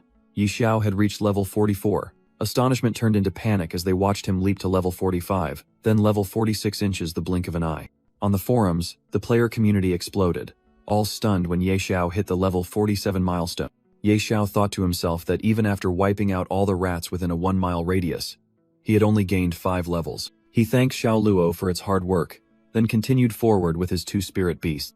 The group ventured deeper into the dense forest, determined to reach the level 50 goal. Before long, they encountered another horde of giant wild boar monsters. Without hesitation, Ye Xiao roared, ordering his phoenix to continue the work. Xiao Luo dove down once more, carrying the destructive power of divine fire. The new horde of monsters suffered the same fate, completely incinerated in the sea of fire. Ye Xiao smiled contentedly as the system announced he had reached level 48, getting closer to his goal. Ye Xiao checked the control panel, wondering if there were any system announcement. He was delighted to see the message from Fenghe City reporting that the Divine Beast equipment set was complete. Accompanied by the Immortal Phoenix and the Azure Sky Dragon, Ye Xiao decided to return to the city to check it out. He quickly arrived at a building in Fenghe City. Inside the forge, Ye Xiao asked the dwarf Saul if the Divine Beast equipment set was ready. Saul proudly held up a pair of gloves and introduced them as a work of art. The blacksmith explained that during the crafting process, he had discovered that the equipment possessed hidden functions, which piqued Ye Xiao's curiosity. After putting on the Divine Beast claws, Ye Xiao read the stats and learned that they could hide or reveal their appearance, so he immediately decided to try it out. Saul continued to introduce the remaining piece of equipment, the Divine Beast helmet. Ye Xiao donned the entire set, activating the Divine Beast's Blessing Resonance effect, which reduced damage and increased resistance to all attributes. He marveled at the power of the equipment set, while Ebisu, sitting on his shoulder, bluntly criticized the helmet for being too ugly. Ye Xiao laughed and replied to Old Hui that the equipment only needed to be practical, and besides, he could completely conceal its appearance. Thanking Saul for his hard work, Ye Xiao said he had other matters to attend to and left. While walking down the street, Ye Xiao overheard a conversation about a major event that seemed to have occurred in Shuiyu City. He decided to inquire about the news and immediately thought of someone who might know the details. Meanwhile, a subordinate informed Dolores that she had a visitor, but she indifferently told him to say she wasn't present. Ye Xiao suddenly appeared and teased her, startling Dolores, who grumbled that nothing good ever happened whenever he showed up. He asked directly about the situation in Shuiyu City, and Dolores confirmed that the nearby area was being invaded by a gray mist. She further explained that, according to ancient records, Its appearance seemed to be linked to an evil god. Ye Xiao showed interest when Dolores revealed that this evil god specialized in spreading plagues and viruses. He asked for the evil god's name, and Dolores stated it was Sekhmet, advising him not to get involved in this mess. Despite the warning, Ye Xiao insisted that he wanted to go to Shuiyu City, prompting Dolores to reveal that she also had an investigation mission there. Ye Xiao happily said that traveling with Sister Tao made him feel safe, but she brushed him off and arranged to depart early the next morning. With a confident smile, Ye Xiao confirmed that their agreement was sealed. He scrolled through the player messages, astonished to learn that Shuiyu City was being destroyed by a strange fog. Noticing that other major cities were also experiencing problems, he wondered what was truly happening. Ye Xiao pondered the true purpose of the evil god Sekhmet. Dolores led him outside, explaining that they could use a Supreme Hall teleportation array to go directly to the outskirts of Shuiyu City. She raised her staff, activating a swirling blue spatial gate. Ye Xiao offered another compliment, but Dolores seriously urged him to hurry because the teleportation gate was unstable. She called him Kid, while Ye Xiao excitedly announced that he was about to arrive at Shuiyu City. The two stepped through the teleportation gate together. They appeared in a lush area outside the city. Ye Xiao commented that the place was exactly as expected, surrounded by lakes and green trees. Dolores suddenly pointed into the distance with a tense expression. They both realized that the gray mist was spreading faster than anticipated. Dolores asked where he was going, and Ye Xiao firmly replied that he would proceed into the main city. As Ye Xiao walked away, Dolores called for him to wait for her. Ye Xiao reminded Dolores that the mission to investigate the gray mist was hers. Dolores irritably said she wouldn't accompany him, while Ye Xiao casually bid her farewell. Upon arrival, Ye Xiao realized he was standing before the gates of Shuiyu City. He was puzzled to see a dense stream of people flocking out of the city. In the crowd, people complained about a group of miners who had angered the gods, causing disaster for the entire city, with only one little girl surviving. Ye Xiao immediately approached a bearded man to ask about the girl, but the man looked at him with suspicion. He then showed his badge, explaining that he had been dispatched by the Supreme Hall to investigate the source of the gray mist. Recognizing Ye Xiao's identity, someone in the crowd revealed that the girl's name was Aisha, the daughter of a miner, and that her entire family had been infected. The bearded man stated that Aisha was currently quarantined at the church inside the city. Another kind person warned Ye Xiao that once infected with the gray mist, even the best healers were helpless. Ye Xiao thanked everyone for the information, and they wished him a safe journey. Having identified his goal, he decided he must go to the church to find Aisha. However, upon arrival, 2 guards blocked his path and demanded that he leave immediately. Ye Xiao then declared that he was a viscount of the empire sent to investigate, despite the guard's disbelief. After verifying his identity, the guard immediately changed his attitude and respectfully invited him inside. Inside, a woman named Xena was informed of the arrival of an imperial viscount. Ye Xiao stated his purpose directly. He wanted to examine the gray mist infection on Aisha, and Xena agreed to lead the way. Before a dark door, Xena warned the viscount that the gray mist was highly contagious and incurable. Ye Xiao secretly calculated whether his shield effect could resist the gray mist infection. Standing before the quarantine room, Ye Xiao wondered if his shield could withstand the gray mist. Xena explained that it depended on the density of the fog. If it was too thick, a high-level shield would be required. Ye Xiao confidently declared that his fortune god's shield could resist any kind of fog, increasing Xena's admiration. He stepped into the room and called Aisha's name, but the little girl frantically told him not to come closer. With a sad expression, Aisha warned him that he would be infected. Ye Xiao reassured the girl that he would be fine while the money shield was activated, causing Aisha to ask again in surprise. He asked to see the small vial in her hand, and Aisha agreed. Holding the purple crystal vial, Ye Xiao read the information that it could resist the gray mist but was cursed. He immediately felt the damage from the curse and confirmed that the item was truly dangerous. Ye Xiao commented that this was a unique item only beneficial to Aisha, then asked the girl where she had picked it up. After thinking for a moment, Aisha recounted that she had found it in a cave at Griffin Lake. Ye Xiao silently confirmed the location in his mind. He smiled, having obtained the clue he needed. He thanked Aisha for her valuable help. Aisha thanked him for visiting and gave him a small glass orb as a gift. Ye Xiao examined the new gift and thought that it might be useful. He bid Aisha farewell and promised to return after dealing with the gray mist. Outside, Xena anxiously asked if he had any clues, and Ye Xiao replied that he would be heading to Griffin Lake. Ye Xiao smiled confidently, saying not to worry because he was going there precisely to resolve the gray mist issue. Xena smiled, acknowledging Ye Xiao as an extraordinary person, and her favorability increased. Advancing alone into the fog, Ye Xiao noticed the poison damage increasing as he approached Griffin Lake. He continued walking through the toxic gray mist that covered a vast area. Although continuously losing HP, He maintained a calm expression, thoroughly analyzing the situation. Ye Xiao determined that Griffin Lake was less than 5 kilometers to the north. Suddenly, a burly warrior in the fog noticed the presence of another person. Ye Xiao also sensed them and wondered if they were people from the Supreme Hall. Meanwhile, Dolores's group was arguing, with her subordinates trying to persuade her not to abandon the mission. A pessimistic antlered warrior suggested that the mission had failed and proposed that the group should retreat. Just then, Ye Xiao appeared and casually greeted Dolores like an old acquaintance. Dolores asked in surprise why Ye Xiao was there, further astonishing her subordinates. He explained that he had a clue and asked about their purpose, learning that they were also investigating the gray mist. Ye Xiao coldly told them to continue their work, then turned and walked straight ahead. Dolores's entire group stared after him, unable to believe his recklessness and calm demeanor. The subordinates confusedly asked Dolores for her opinion, and the antlered warrior suggested they should also try to enter. Driven by pride, Dolores yelled that she would never admit defeat and decided she must go. But immediately, she became arrogant again, saying that if they wanted to die, they should go ahead, and she would burn offerings for them. Leaving the confused group behind, Ye Xiao advanced deeper into the toxic fog and began to cough. He realized the damage had increased to 200 per second, indicating he was nearing the source of the gray mist. Ye Xiao reached Griffin Lake, which he believed was the source of the problem.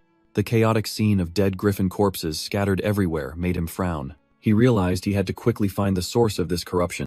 In the distance, Ye Xiao spotted a strange cave surrounded by purple crystals. He approached the entrance and confirmed this was the cave Aisha had mentioned. Inside, he found countless purple crystal vials, exactly as the girl had described. A strange red light deep inside caught Ye Xiao's attention, urging him to go in and investigate. He discovered a secret passage leading down to a hidden cellar. Stepping inside, Ye Xiao was astonished to see a divine statue and realized he had come to the right place. Sensing the divine aura, he was certain this was the dwelling of another god. His attention focused on a glowing object on the altar. Ye Xiao picked up a jade-colored plate, and the system confirmed it was an unidentified divine artifact. Suddenly, a loud noise echoed from the statue, making him turn around in surprise. The stone statue came to life, its eyes glowing, and asked if he was ready to begin the Holy Spirit's challenge.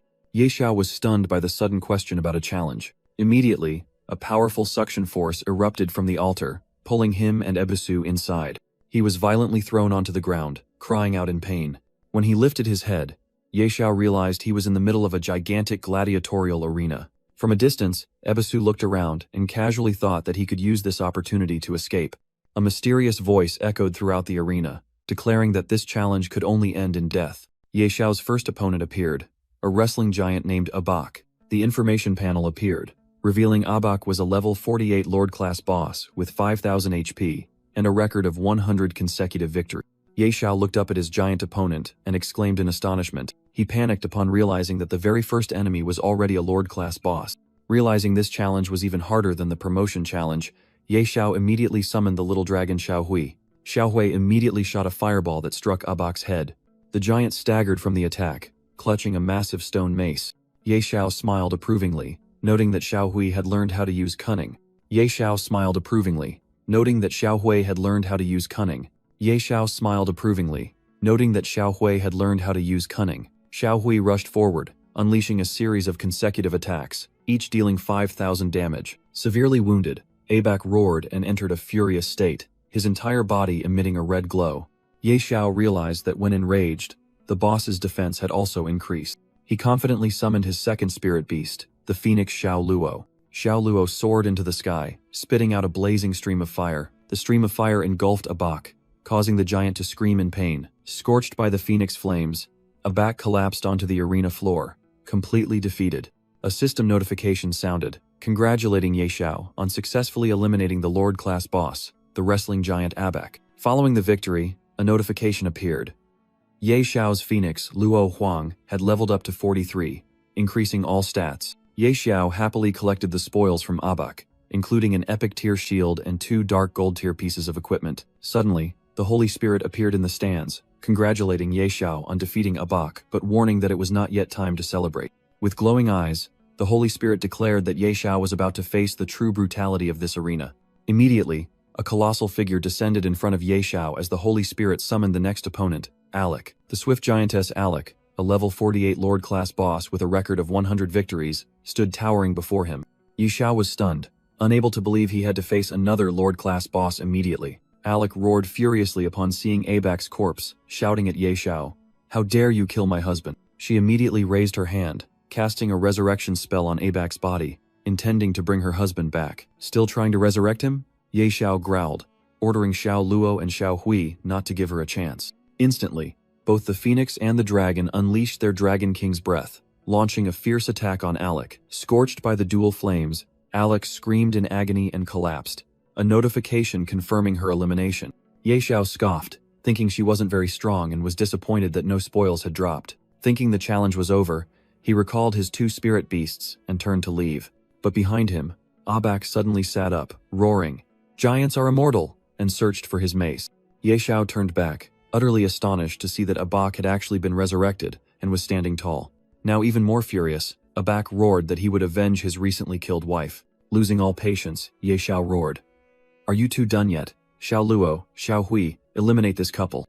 Another destructive stream of fire surged forward, engulfing Abak's body once more. After defeating the 2 giants, Ye Xiao happily collected the spoils, a black gold tier armor set, and an epic tier dagger. He admired the new dagger with satisfaction. Another epic tier piece of equipment was now in his possession. Suddenly, the Holy Spirit appeared and declared that Ye Xiao's will had been recognized, and the path to the holy seat would be open. The deity roared, unleashing a destructive surge of power that shook the entire arena. From the ground, a gigantic statue clad in black armor emerged, making Ye Xiao wonder about this unique mechanism. The statue stood towering on a stone pedestal, and Ye Xiao cautiously approached to inspect it. He discovered a glowing green disc-shaped object resting on the pedestal. Ye Xiao picked it up, guessing it was a divine artifact, but an angry voice from the statue roared at him to put it down. The statue warned that he was not qualified to touch the object. Recognizing the familiar gray mist, Ye Xiao concluded that this entity was the one behind everything. Just then, Azure Sky Dragon unexpectedly appeared and let out an angry roar. The spirit beast charged straight toward the statue, despite Ye Xiao calling its name in surprise. Azure Sky Dragon unleashed a powerful attack, radiating the might of a dragon. In the blink of an eye, the statue was shattered into pieces. Ye Xiao stood frozen, completely bewildered by what had just happened. From the rubble, an evil dragon emerged. The system announced it was the corrupted evil Holy Spirit, level 48, bearing an identical resemblance to Azure Sky Dragon. Ye Xiao was horrified to realize its stats were exactly the same as his spirit beasts. While the evil dragon declared it would grant him a merciful death, the evil Holy Spirit roared, "Go to hell," and began its attack. Ye Xiao continuously took damage, and immediately ordered Azure Sky Dragon to seal the opponent's skill. Azure Sky Dragon soared into the sky, executing its ultimate skill and creating a gigantic golden magic circle. The evil Holy Spirit smugly declared its forbidden technique, challenging that any trump card held by a mortal would be useless. Ye Xiao was astonished to realize that even Azure Sky Dragon was forbidden from using magic. Enraged, he summoned his second trump card. "Xiao Luo, come out here and teach it a lesson." The evil Holy Spirit was stunned to see that Ye Xiao actually possessed a second spirit beast. Ye Xiao mocked his opponent and ordered Immortal Phoenix to attack without mercy. Immortal Phoenix roared, condensing a destructive fireball above its head. Freed from the forbidden technique, Azure Sky Dragon also shot into the sky, blazing with power. The dragon let out a sky-shaking roar, ready for the combined strike. Both the dragon and the phoenix attacked simultaneously, leaving the evil Holy Spirit only enough time for a desperate scream of no. With its body being torn apart, the evil Holy Spirit stubbornly threatened that daring to insult a god meant this wasn't over. Before dissolving into fragments, it uttered a final warning, but Ye Xiao contemptuously called it trash. A majestic voice echoed in the arena, thanking the hero for driving out Sekhmet and liberating the place. The voice explained that a golden crystal would serve as certification for the one fortunate enough to meet the Holy Spirit. Ye Xiao accepted the item Holy Spirit's guidance, unexpectedly gaining further rewards and activating a new hidden quest. The system announced that he had completed the challenge and began teleporting him out. Meanwhile, Dolores and her subordinates were anxiously observing the increasingly terrifying gray mist. Dolores seemed unconcerned, asserting that Ye Xiao was tougher than a cockroach. Suddenly, someone in the group noticed the mist thinning and gradually dissipating. Ye Xiao emerged from the teleportation circle, calling out Dolores' name. Dolores and her people were astonished to see him return safely. Dolores questioned Ye Xiao about what he had done, and he casually replied that he had smashed a god statue to disperse the mist. She became furious, unable to believe Ye Xiao dared to insult a god, and threatened to buy him a coffin in advance. Ye Xiao grabbed Dolores' hand, mischievously asking how she planned to thank him for resolving the matter for her. He continued listing potential rewards, causing Dolores confusion, and she accused him of taking advantage of the situation. To escape the conversation, Dolores hastily opened a teleportation gate and left, ignoring Ye Xiao calling out for her not to run away. In Shuiyu City, the sky had cleared once more. The city residents were overjoyed, thanking heaven and earth that the gray mist had finally vanished. Meanwhile, in a dark grand hall,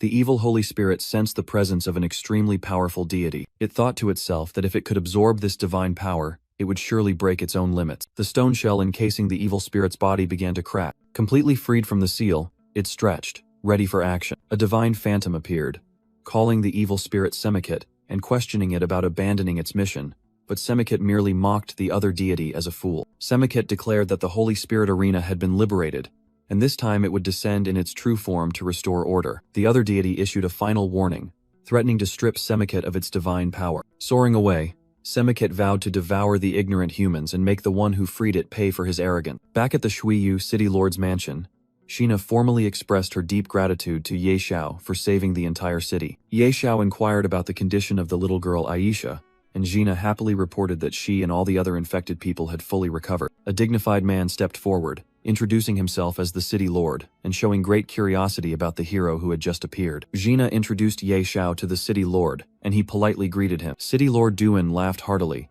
praising Ye Xiao as an extraordinary person, while system notifications appeared, confirming he had gained favorability and a new title. Dolores, Ye Xiao, Duan, and Sheena stood together, and Dolores appeared to have grasped the situation. City Lord Duan speculated that the Grey Mist incident was related to the gods, but Ye Xiao humbly replied that he still didn't fully understand everything. To show goodwill, Duan gave Ye Xiao a personal communication token and promised to help if needed. Ye Xiao politely accepted the token and thanked the city lord. He secretly thought that a favor from a level 100 warrior like the city lord was extremely valuable. After Duan excused himself to attend to city matters, Ye Xiao also said goodbye to return to Fengye City. Dolores offered to use a teleportation array to take Ye Xiao, and he immediately thanked her, calling her Sister Dao. The scene shifted to the bustling streets of the main Fengye City. Immediately upon returning, Ye Xiao went to meet the dwarf Saul and asked him to help appraise an item. He handed Saul a green plate and asked if the dwarf recognized it. Saul initially thought it was just a dinner plate,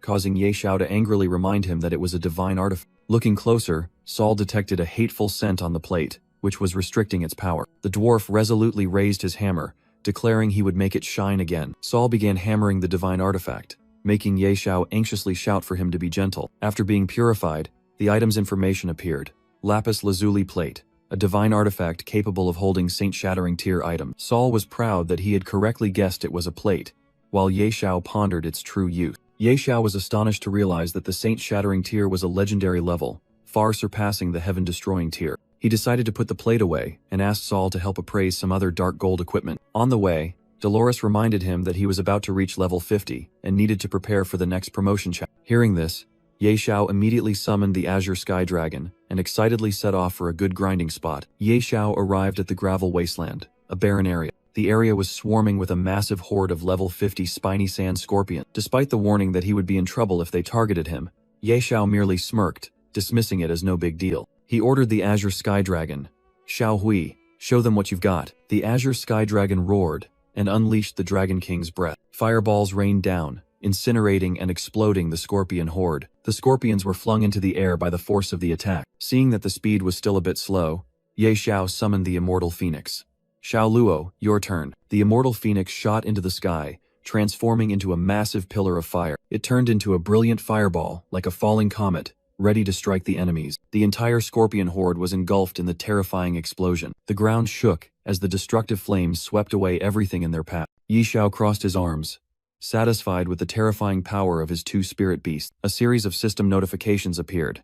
Ye Xiao and Xiao Hui had both reached level 50, unlocking new innate skills. He smiled as he read the information about the new skill, Eye of the God of Wealth, which allowed him to pay money to view enemy information. Ye Xiao was even more astonished to see that Xiao Hui's Dragon King body skill could grant immunity to almost all crowd control effect. He clenched his fist, declaring that everything was ready for the promotion challenge. Ye Xiao returned to the main Fengye city. He went straight to the city lord's mansion, explaining that the entrance to the World Temple for the level 50 challenge was located. Inside, Governor Aaron asked in surprise if Ye Xiao intended to go to the imperial capital so soon, and he calmly confirmed it. Governor Aaron announced that the teleportation gate to the imperial capital had been destroyed, causing Ye Xiao a moment of worry. However, he revealed that there was a hidden teleportation gate in Duchess Sophia's mansion. Ye Xiao smiled confidently, showing great familiarity with the name. Soon after, He arrived at the Duchess's magnificent mansion. Inside, Sophia was waiting anxiously, pouting that if Ye Xiao hadn't come, she would have posted a missing person report. Ye Xiao appeared and politely kissed her hand,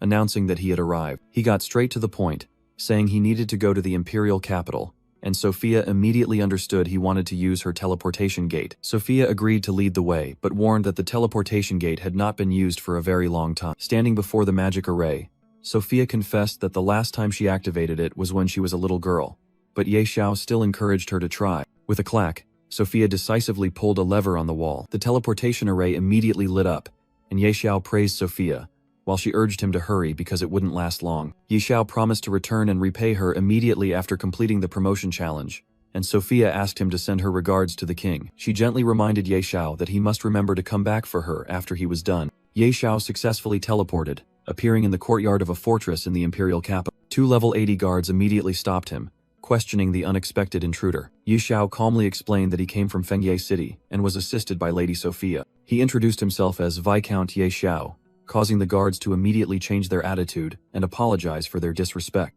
The 2 guards solemnly saluted according to military protocol, but Ye Xiao waved them off and asked for directions to the World Temple. One of the guards immediately took on the task of guiding him. Along the way, the guard asked if Ye Xiao was there to undertake the level 50 promotion challenge, and he confirmed it. The guard explained that with his Viscount status, Ye Xiao could receive priority processing to enter the World Temple, and he quickly agreed. Looking up, Ye Xiao couldn't help but be astonished by the sight before him. The World Temple appeared magnificent, suspended among the clouds. Behind the temple stood the colossal World Tree, where players could receive the god's recognition if they climbed to the top. Approaching the foot of the stairs, Ye Xiao saw 3 people waiting and wondered if they were waiting for. An elderly man introduced himself as a Bosi, a level 5 deacon of the temple, who had come to welcome Ye Xiao. Along the way, Abochi asked Ye Xiao which difficulty level challenge he intended to participate in, and he decisively replied, Abyss. Abosi warned that the level 50 challenge had double the difficulty, but Ye Xiao affirmed his determination. After wishing Ye Xiao good luck,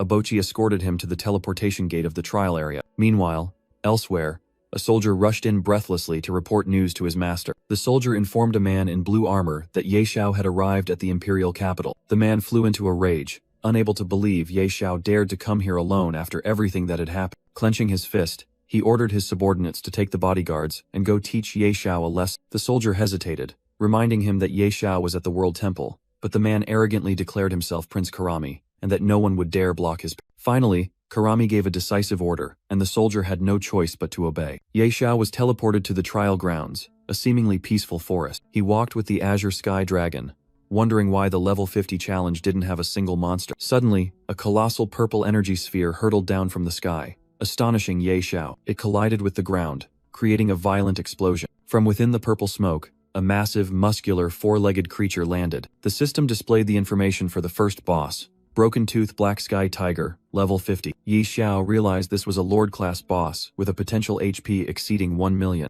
Without hesitation, he ordered Xiao Hui to charge forward and test its strength. The Azure Sky Dragon soared into the sky, unleashing a powerful stream of dragon fire. Ye Xiao excitedly cheered for his spirit beast to attack even more fiercely. The flames struck the Broken Tooth Black Sky Tiger's wing, causing it to roar in pain. Provoked, the monster raised its head and roared back at the Azure Sky Dragon. The Azure Sky Dragon immediately activated the power of the dragon, radiating a golden aura. Destructive energy enveloped the Broken Tooth Black Sky Tiger, dealing immense damage, and Ye Xiao praised it gleefully. After just one strike, the Lord-class boss completely collapsed. Ye Xiao approached and wondered what equipment the boss had dropped. He was satisfied to pick up an epic-grade sword and a pair of dark gold-grade rings. Having collected the spoils, Ye Xiao and Xiao Hui decided to venture deeper into the trial area. Meanwhile, a group of influential people were watching the battle through a crystal ball, astonished to see the Lord-class tiger defeated. They discussed animatedly, unable to believe Ye Xiao's power in an abyss difficulty challenge. A man in a white hooded cloak spoke up, asking everyone to observe calmly. He explained that the level 50 abyss challenge was not simply about Lord-class monster. Returning to the battlefield, Ye Xiao was already facing the second boss, a colossal blue werewolf. The observation group was stunned once again, and Abochi admitted that even in his prime, he would have been defeated by such power. Suddenly, the image in the crystal ball changed, showing the colossal foot of another monster, confusing everyone. The observers were perplexed when the crystal ball suddenly glitched and went dark. The man in the white hooded cloak speculated that their scrying eye had been blocked by an extremely powerful force. The entire group became chaotic, loudly complaining about the sudden interruption of the good show. Meanwhile, Ye Xiao was resting after the battle, and Abisu expressed concern about the final challenge. Ye Xiao looked toward the castle, asserting that the final boss must be an immortal-level monster that had never appeared before, and he was determined to challenge it. Ebisu was terrified and wanted to hide in the pet space, but Ye Xiao only responded with a joke about inheriting his debt. With surging momentum, he shouted, "Let's go," and advanced forward. Ye Xiao stood before a gigantic stone slab, ignoring the system's danger warning and boldly challenging the enemy. His face shone with unwavering resolve. Before him was a colossal black shadow,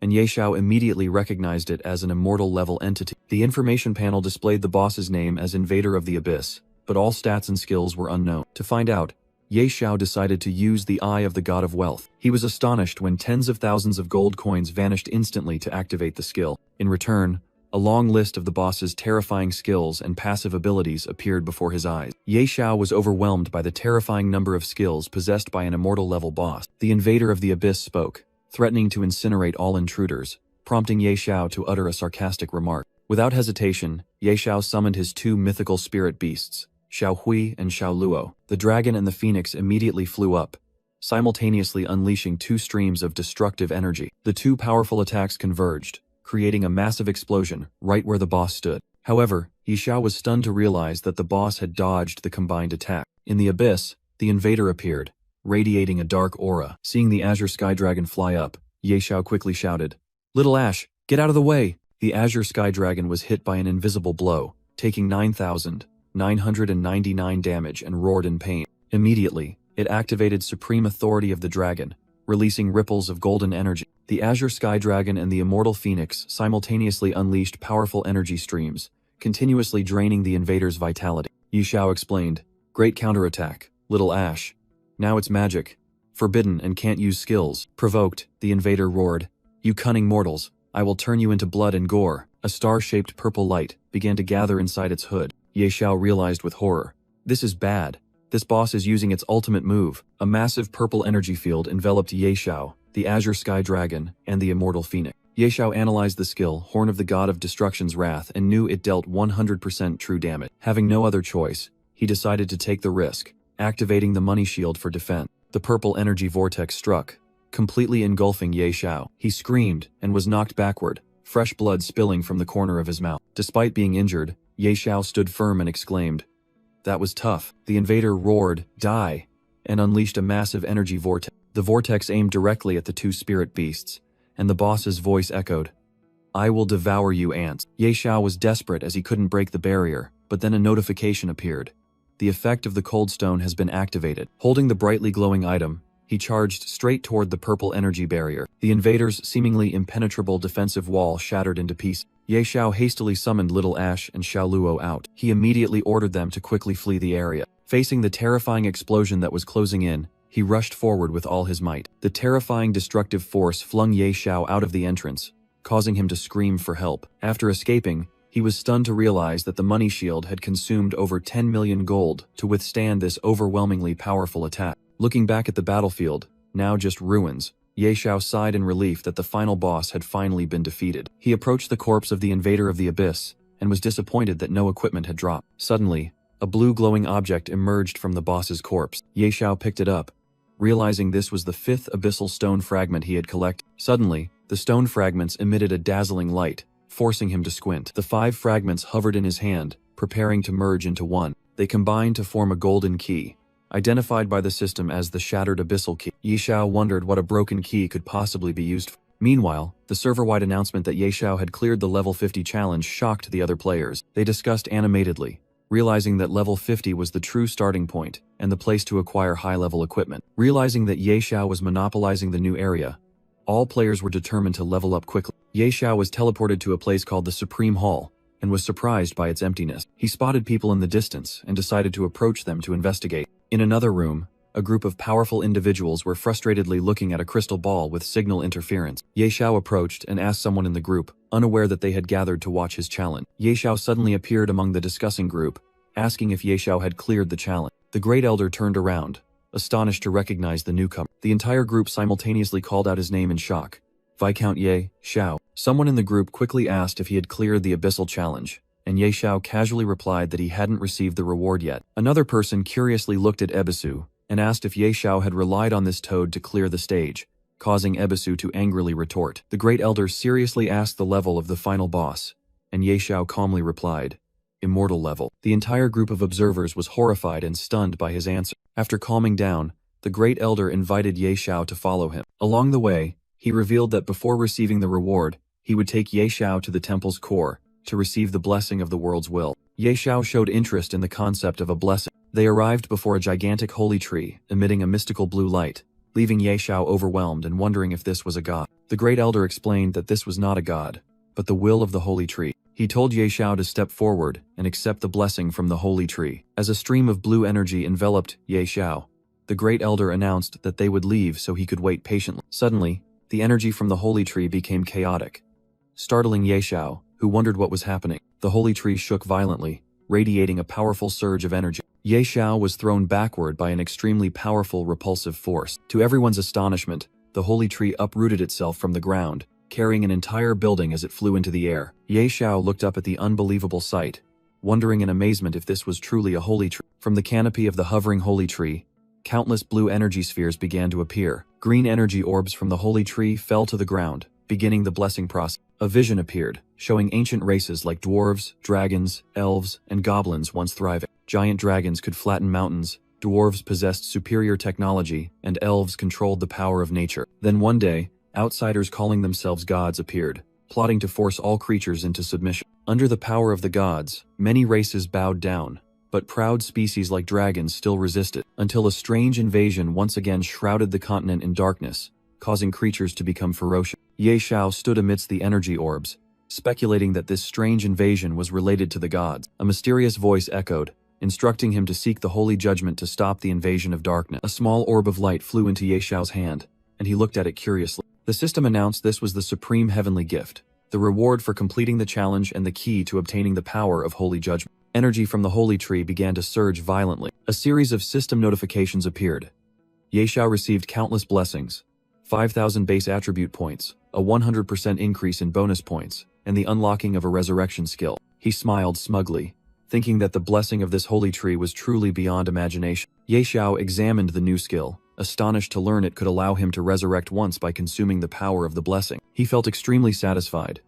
This trip had brought too many benefits. When the process concluded, Ye Xiao returned to meet the group of elders and reassured them that everything went smoothly. The Great Elder joyfully recognized him as a friend of the temple and offered him an invitation to join, but Ye Xiao temporarily declined. The elder respected his decision and gave him the reward for completing the challenge, a dazzling yellow gemstone. Ye Xiao realized it was the heroic divine stone, a legendary item used to enhance the hero's emblem. After receiving the reward, he politely took his leave, and the elder reiterated that the doors of the World Temple were always open to welcome him. In Dragon Phoenix City, the capital of the empire, an arrogant purple-haired man in a white military uniform led his subordinates, shouting loudly for everyone to get out of the way. People on the street recognized him as Lansley and whispered about his notoriety as a ruthless killer. Lansley stood waiting in front of a large building, impatiently muttering that he wanted to kill someone. The scene returned to a panoramic view of the bustling Dragon Phoenix City. Lansley and his subordinates continued to stride arrogantly through the street. The citizens were still discussing Lansley's appearance, fearing that trouble was imminent. He was still waiting outside the building,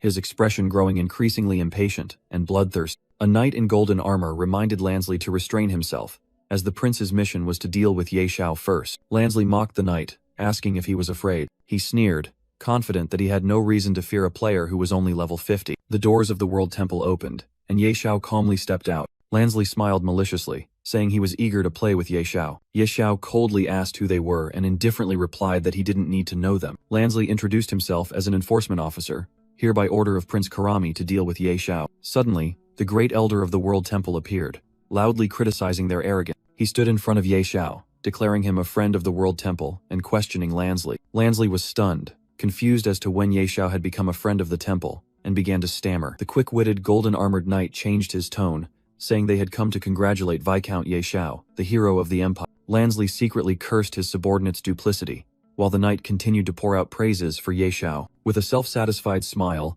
Ye Xiao demanded that the two men dance. Lansley was dumbfounded, while the Great Elder seemed amused, saying he heard the blessing dance was quite beautiful. Lansley frantically refused, and the golden-armored knight also hastily begged to be excused from dancing. Yi Xiao turned to inform the great elder that they seemed unwilling, causing the old man to immediately adopt a stern expression. Cornered, Lansley could only grit his teeth and curse inwardly. Having no other choice, Lansley turned and angrily ordered his subordinates to dance. Yi Xiao unexpectedly spoke up to stop them, making the knight secretly rejoice, thinking he had been spared. But Yi Xiao pointed toward the street, demanding they go out there and dance in front of the crowd. Both Lansley and the knight were speechless at this humiliating demand. Under pressure, the two had no choice but to go to the middle of the square and begin their awkward dance. The crowd gathered to watch, and one person commented with amusement, wondering who dared to teach Lansley such a lesson. Another group of players sarcastically remarked that the wicked had finally met their retribution, and mocked their dance as truly graceful. Lansley felt utterly humiliated and ashamed. His eyes flashed with hatred,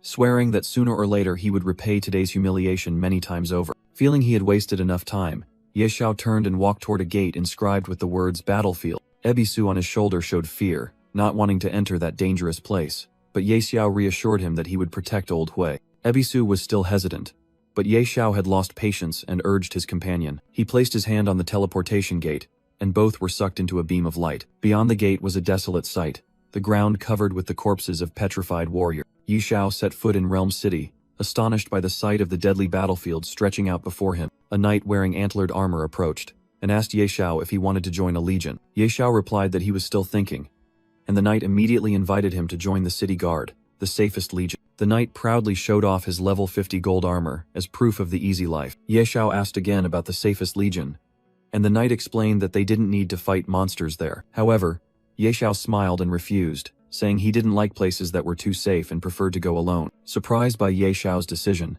the knight asked if he wanted to be a lone wolf, and Ye Xiao confirmed it. Ye Xiao immediately changed the subject, asking for the location of the nearest ford. The knight pointed the way west, toward a blind blacksmith renowned for his skill. After Ye Xiao thanked him and left, another soldier wondered about the madness of acting alone in this place. The antlered knight watched Ye Xiao's retreating figure, secretly hoping he wouldn't perish on the battlefield. Ye Xiao arrived at an outdoor forge, where a long line of people was patiently waiting. He wondered why so many people were gathered here. Telling himself that a person of his status couldn't possibly cut in line, Ye Xiao gave a meaningful smile. Immediately, he walked straight to the front of the line, infuriating the crowd with his queue-jumping behavior. Someone in the crowd was about to strike but quickly stopped upon recognizing something on Ye Xiao's chest. The blacksmith wearing the Viking helmet was also stunned, realizing it was the badge of valor. He respectfully asked if Ye Xiao was the brave warrior who had passed the purgatory level challenge, leaving everyone around speechless. Ye Xiao casually confirmed it, and the blacksmith said that although he couldn't see, he could feel the power emanating from the badge. Ye Xiao stated his purpose was to enhance the badge,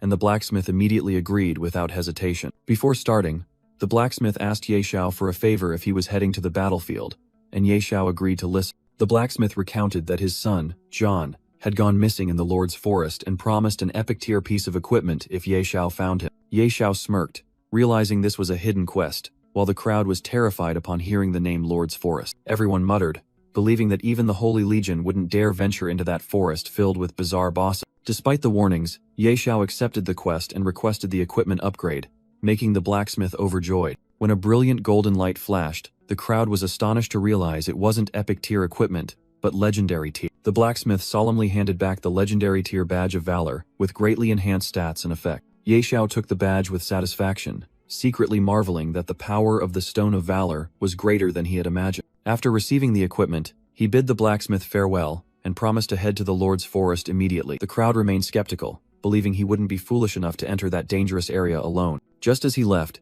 Ye Xiao unexpectedly received a message from the gift of the Supreme God, hinting at a holy fragment item. In his palm, a sphere displayed the image of an island and a dark forest, like a difficult puzzle. Ye Xiao decided to temporarily set aside the puzzle, prioritizing entry into the battlefield first. He quickly found a gigantic stone gate inscribed with the words "Battlefield Entrance." Two guards stopped him, demanding registration for entry, and Ye Xiao simply stated his name. After registration was complete, the guard gave him a card and explained that it was used to accumulate merit. As Ye Xiao walked through the gate alone, the two guards watched, unable to believe someone dared to charge into the realm battlefield solo. Stepping inside, Ye Xiao saw only a desolate, barren land stretching to the horizon. Immediately, the ground shook, and countless ferocious monsters of various shapes emerged from the earth. Ye Xiao realized they were all above level 50, confirming that this place was indeed extraordinary. Facing the horde of monsters, he raised his hand and summoned the immortal phoenix, Xiao Luo, come out. The immortal phoenix unleashed the falling comet skill,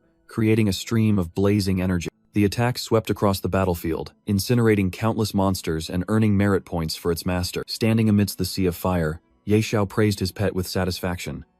Well done, Xiao Luo. He checked the status board, seeing his name listed as Yehan with just over 500 merit points, secretly thinking this pace was too slow. Suddenly, an elite boss in the form of a spider centaur appeared, exciting Ye Xiao with the opportunity to earn more points. Meanwhile, elsewhere, a warrior named Tolvin had just defeated a gigantic monster. He smugly boasted that he had just eliminated an elite boss. Tolvin confidently opened the rankings, certain he would make it into the top 1,000. However, he was stunned to see he was ranked only 1,002, behind someone named Babalu and Ye Xiao at rank 1,000. The rankings suddenly flickered, and Ye Xiao's name disappeared, leading Tolvin to believe the system was glitching. When the rankings stabilized, Babalu had moved up to rank 1,000, making Tolvin wonder if that person had also killed an elite boss. Returning to the battle, the immortal phoenix swooped down with terrifying speed. It delivered a finishing blow, a destructive spark piercing the body of the spider centaur boss. After defeating the enemy, the immortal phoenix was upgraded to level 49,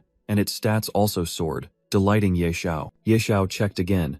His merit points were already close to the 100,000 mark. He excitedly called out the names of his pets, signaling them to continue advancing. A worldwide announcement rang out. Player Ye Xiao had entered the top 100, causing other players to discuss it in astonishment. In another area, players watching the rankings were also stunned by Ye Xiao's extraordinary speed. The news reached Fenghe City, where the citizens rejoiced upon receiving battle zone points that granted permanent stat increase. The players in Fenghe offered endless praise, asserting that the reputation of a major figure like Ye Xiao would shine wherever he went. Inside the gloomy lord's forest, Ye Xiao began his search. Ebisu, perched on his shoulder, nervously warned that the forest felt unusual, but Ye Xiao reassured him not to worry. He confidently declared that the lord's forest definitely contained several lord-tier bosses, and decided to check them out. Meanwhile, at a nearby stronghold, an army was stationed. Atop the watchtower, an officer named Ron frantically reported intelligence to his white-haired commander. Ron stated that a boss and its army of over 4 digits were advancing toward the stronghold. The commander calmly ordered preparations for the coming storm. Standing before the entire army, the commander passionately called upon the warriors to defend the glory of the 3rd Legion against the evil forces.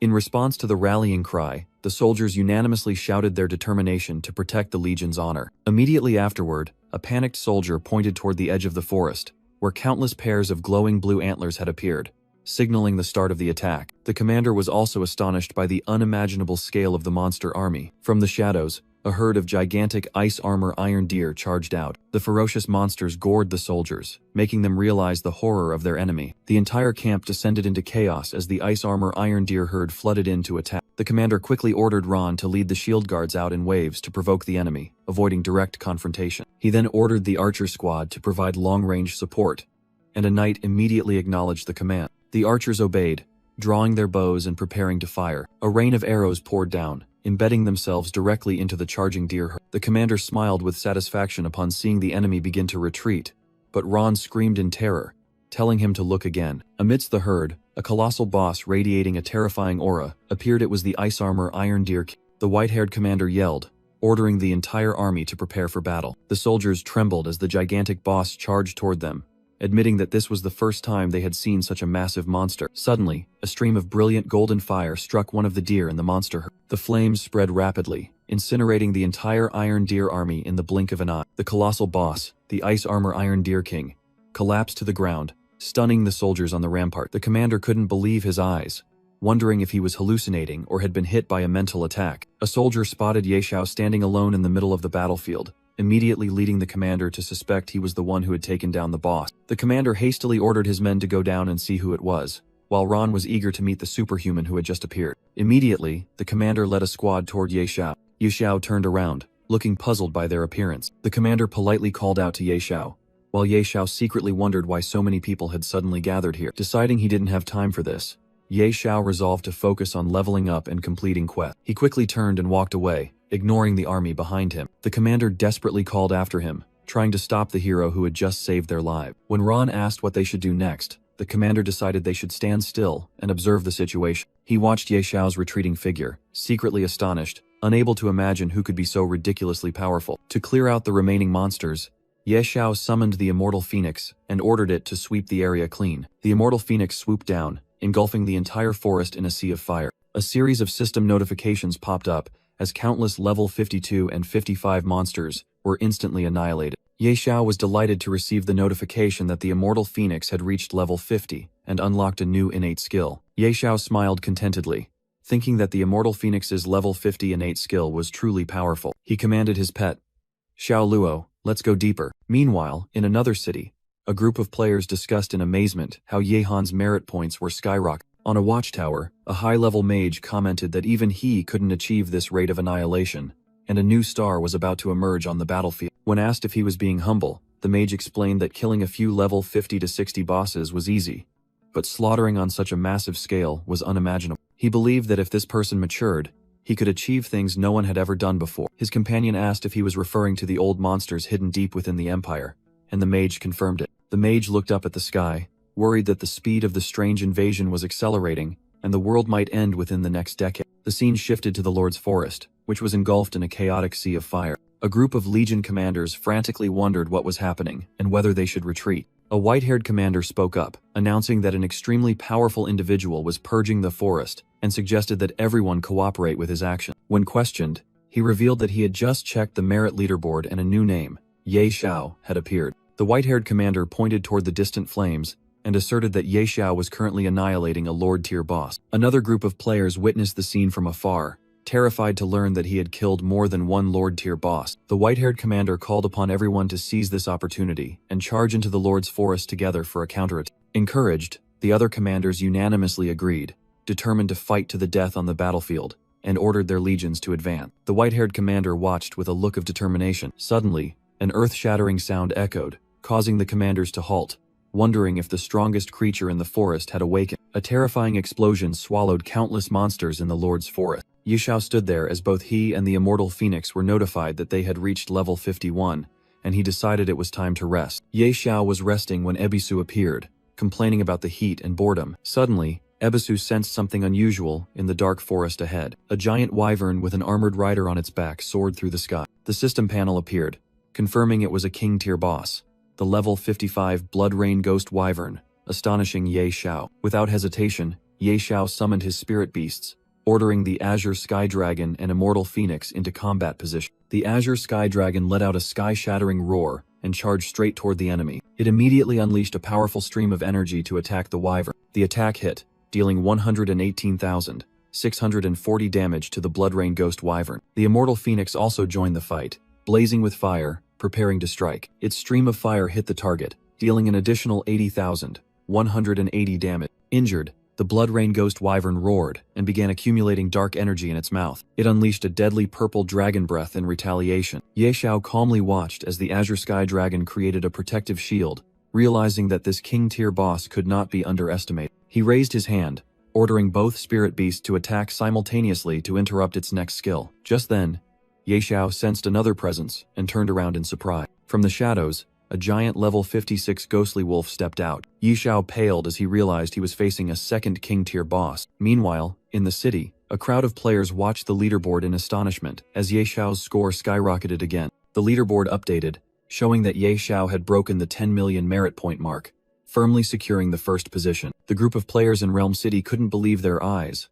wondering how it was possible to defeat a king-tier boss and earn 10 million merit points in less than a minute. Atop a tower, the high-level mage was also astonished by this incredible achievement, commenting that the old record had been broken too quickly. The bodyguard in red armor standing nearby wondered if Ye Xiao truly had the strength to sweep the entire level 50 battlefield. The mage asserted that, from today onward, they probably wouldn't have to worry about this battlefield anymore. Meanwhile, Ye Xiao had ventured deep into a desolate forest, where a giant bat swooped down to attack. He merely smirked, realizing that the third king-tier boss had appeared. The information panel appeared, confirming this was the level 58 Dark Bat with 4,300,000 HP. Ye Xiao summoned the Azure Sky Dragon and casually asked if it was losing patience. Immediately, the Azure Sky Dragon soared up and unleashed a powerful Dragon King's breath. The attack struck the bat, knocking it to the ground in a small explosion. However, the Dark Bat quickly recovered and retaliated with a deafening sonic attack. Ye Xiao quickly covered his ears, feeling as if his eardrums were about to burst. He immediately summoned the Immortal Phoenix and ordered it to warm up the opponent. The young phoenix flew up, unleashing a blazing stream of burning sky fire. The stream of fire shot directly into the mouth of the roaring dark bat. Ye Xiao laughed loudly and praised his pet for doing a great job. Scorched by the flames from within, the bat's abdomen began to swell and glow. Ebisu, sitting on Ye Xiao's shoulder, exclaimed in surprise, warning that its belly looked like a giant balloon about to burst. Immediately afterward, the dark bat exploded into hundreds of pieces in midair. Ye Xiao grimaced at the stench, secretly astonished that a king-tier enemy was dealt with so easily. Unexpectedly, from where the boss exploded, a swarm of small bats poured out into the sky. Ye Xiao realized the boss could split into smaller entities. He observed the swarm of bats rushing toward him, carrying deadly venom. Without hesitation, Ye Xiao ordered the Azure Sky Dragon flying overhead. "Little Ash, suppress them quickly." The Azure Sky Dragon let out a sky-shattering roar, releasing its Dragon King's pressure. Immediately, the entire swarm of bats was stunned and fell into chaos. Ye Xiao turned to summon the Immortal Phoenix, ordering, "Little Luo, turn them into barbecue." The Immortal Phoenix soared up, unleashing a blazing stream of fire toward the enemies. The venomous bat swarm was completely incinerated by the divine flames before they could react. Amidst the rain of charred bat corpses, Ye Xiao received a notification that he and his pets had leveled up to 52. He looked disappointed that this king-tier boss hadn't dropped any equipment. After dismissing his pets, Ye Xiao thought to himself that all 4 king-tier enemies had been eliminated. While walking through the forest, he suddenly spotted a squad of soldiers in silver armor standing ahead. The commander of the squad immediately recognized him and called out his name loudly. The commander stepped forward and asked again to confirm Ye Xiao's identity. Ye Xiao asked who they were, and the commander introduced himself as Agri, of the 5th Legion of the Holy Legion. Igre confirmed that he was the commander of this area, and that the entire 5th Legion obeyed Ye Xiao's orders. Ye Xiao immediately gave Agre his first mission, to herd all the strange creatures in the forest into one location. Agre wondered how to execute the mission of herding all the strange creatures in the Lord's forest into one location. One of his subordinates agreed, suggesting that gathering all the monsters would lead to their immediate annihilation. Ye Xiao appeared with bags of gold, and promised to provide them with black gold tier equipment. He also announced that they could keep all dropped items below the epic tier. A soldier under Igre was extremely astonished, and asked again if it was true that they would get to keep all that equipment. Ye Xiao confirmed that they had to herd all the monsters in the entire forest, even those in the battlefield. Encouraged by the generous reward, both Agra and his subordinates were determined to give their all for the equipment. However, Agra was still concerned that with such a massive number of monsters, his troops wouldn't be able to hold out. Ye Xiao admitted that it was his oversight, and adjusted the plan, asking them only to gather monsters within a safe limit and contact the other legions for support. Agra saluted solemnly, ensuring that he would complete the assigned mission. After giving the order, Ye Xiao sat down to rest and sighed from exhaustion. Inside a command tent, Agra began to execute the plan. He opened a video call, informing the other commanders about the major mission entrusted by Ye Xiao. However, the other commanders were skeptical and mocked the plan, suggesting Igre was boasting. They continued to sneer, refusing to believe that someone like Igre could have met Ye Xiao. When asked for proof, Igre confidently ended the call and warned that they would regret it. Igre's subordinate asked if they should proceed with the plan, and he resolutely confirmed it. Igre firmly ordered the entire army to set out, according to Ye Xiao's instruction. He secretly vowed to make those who had looked down on him pay.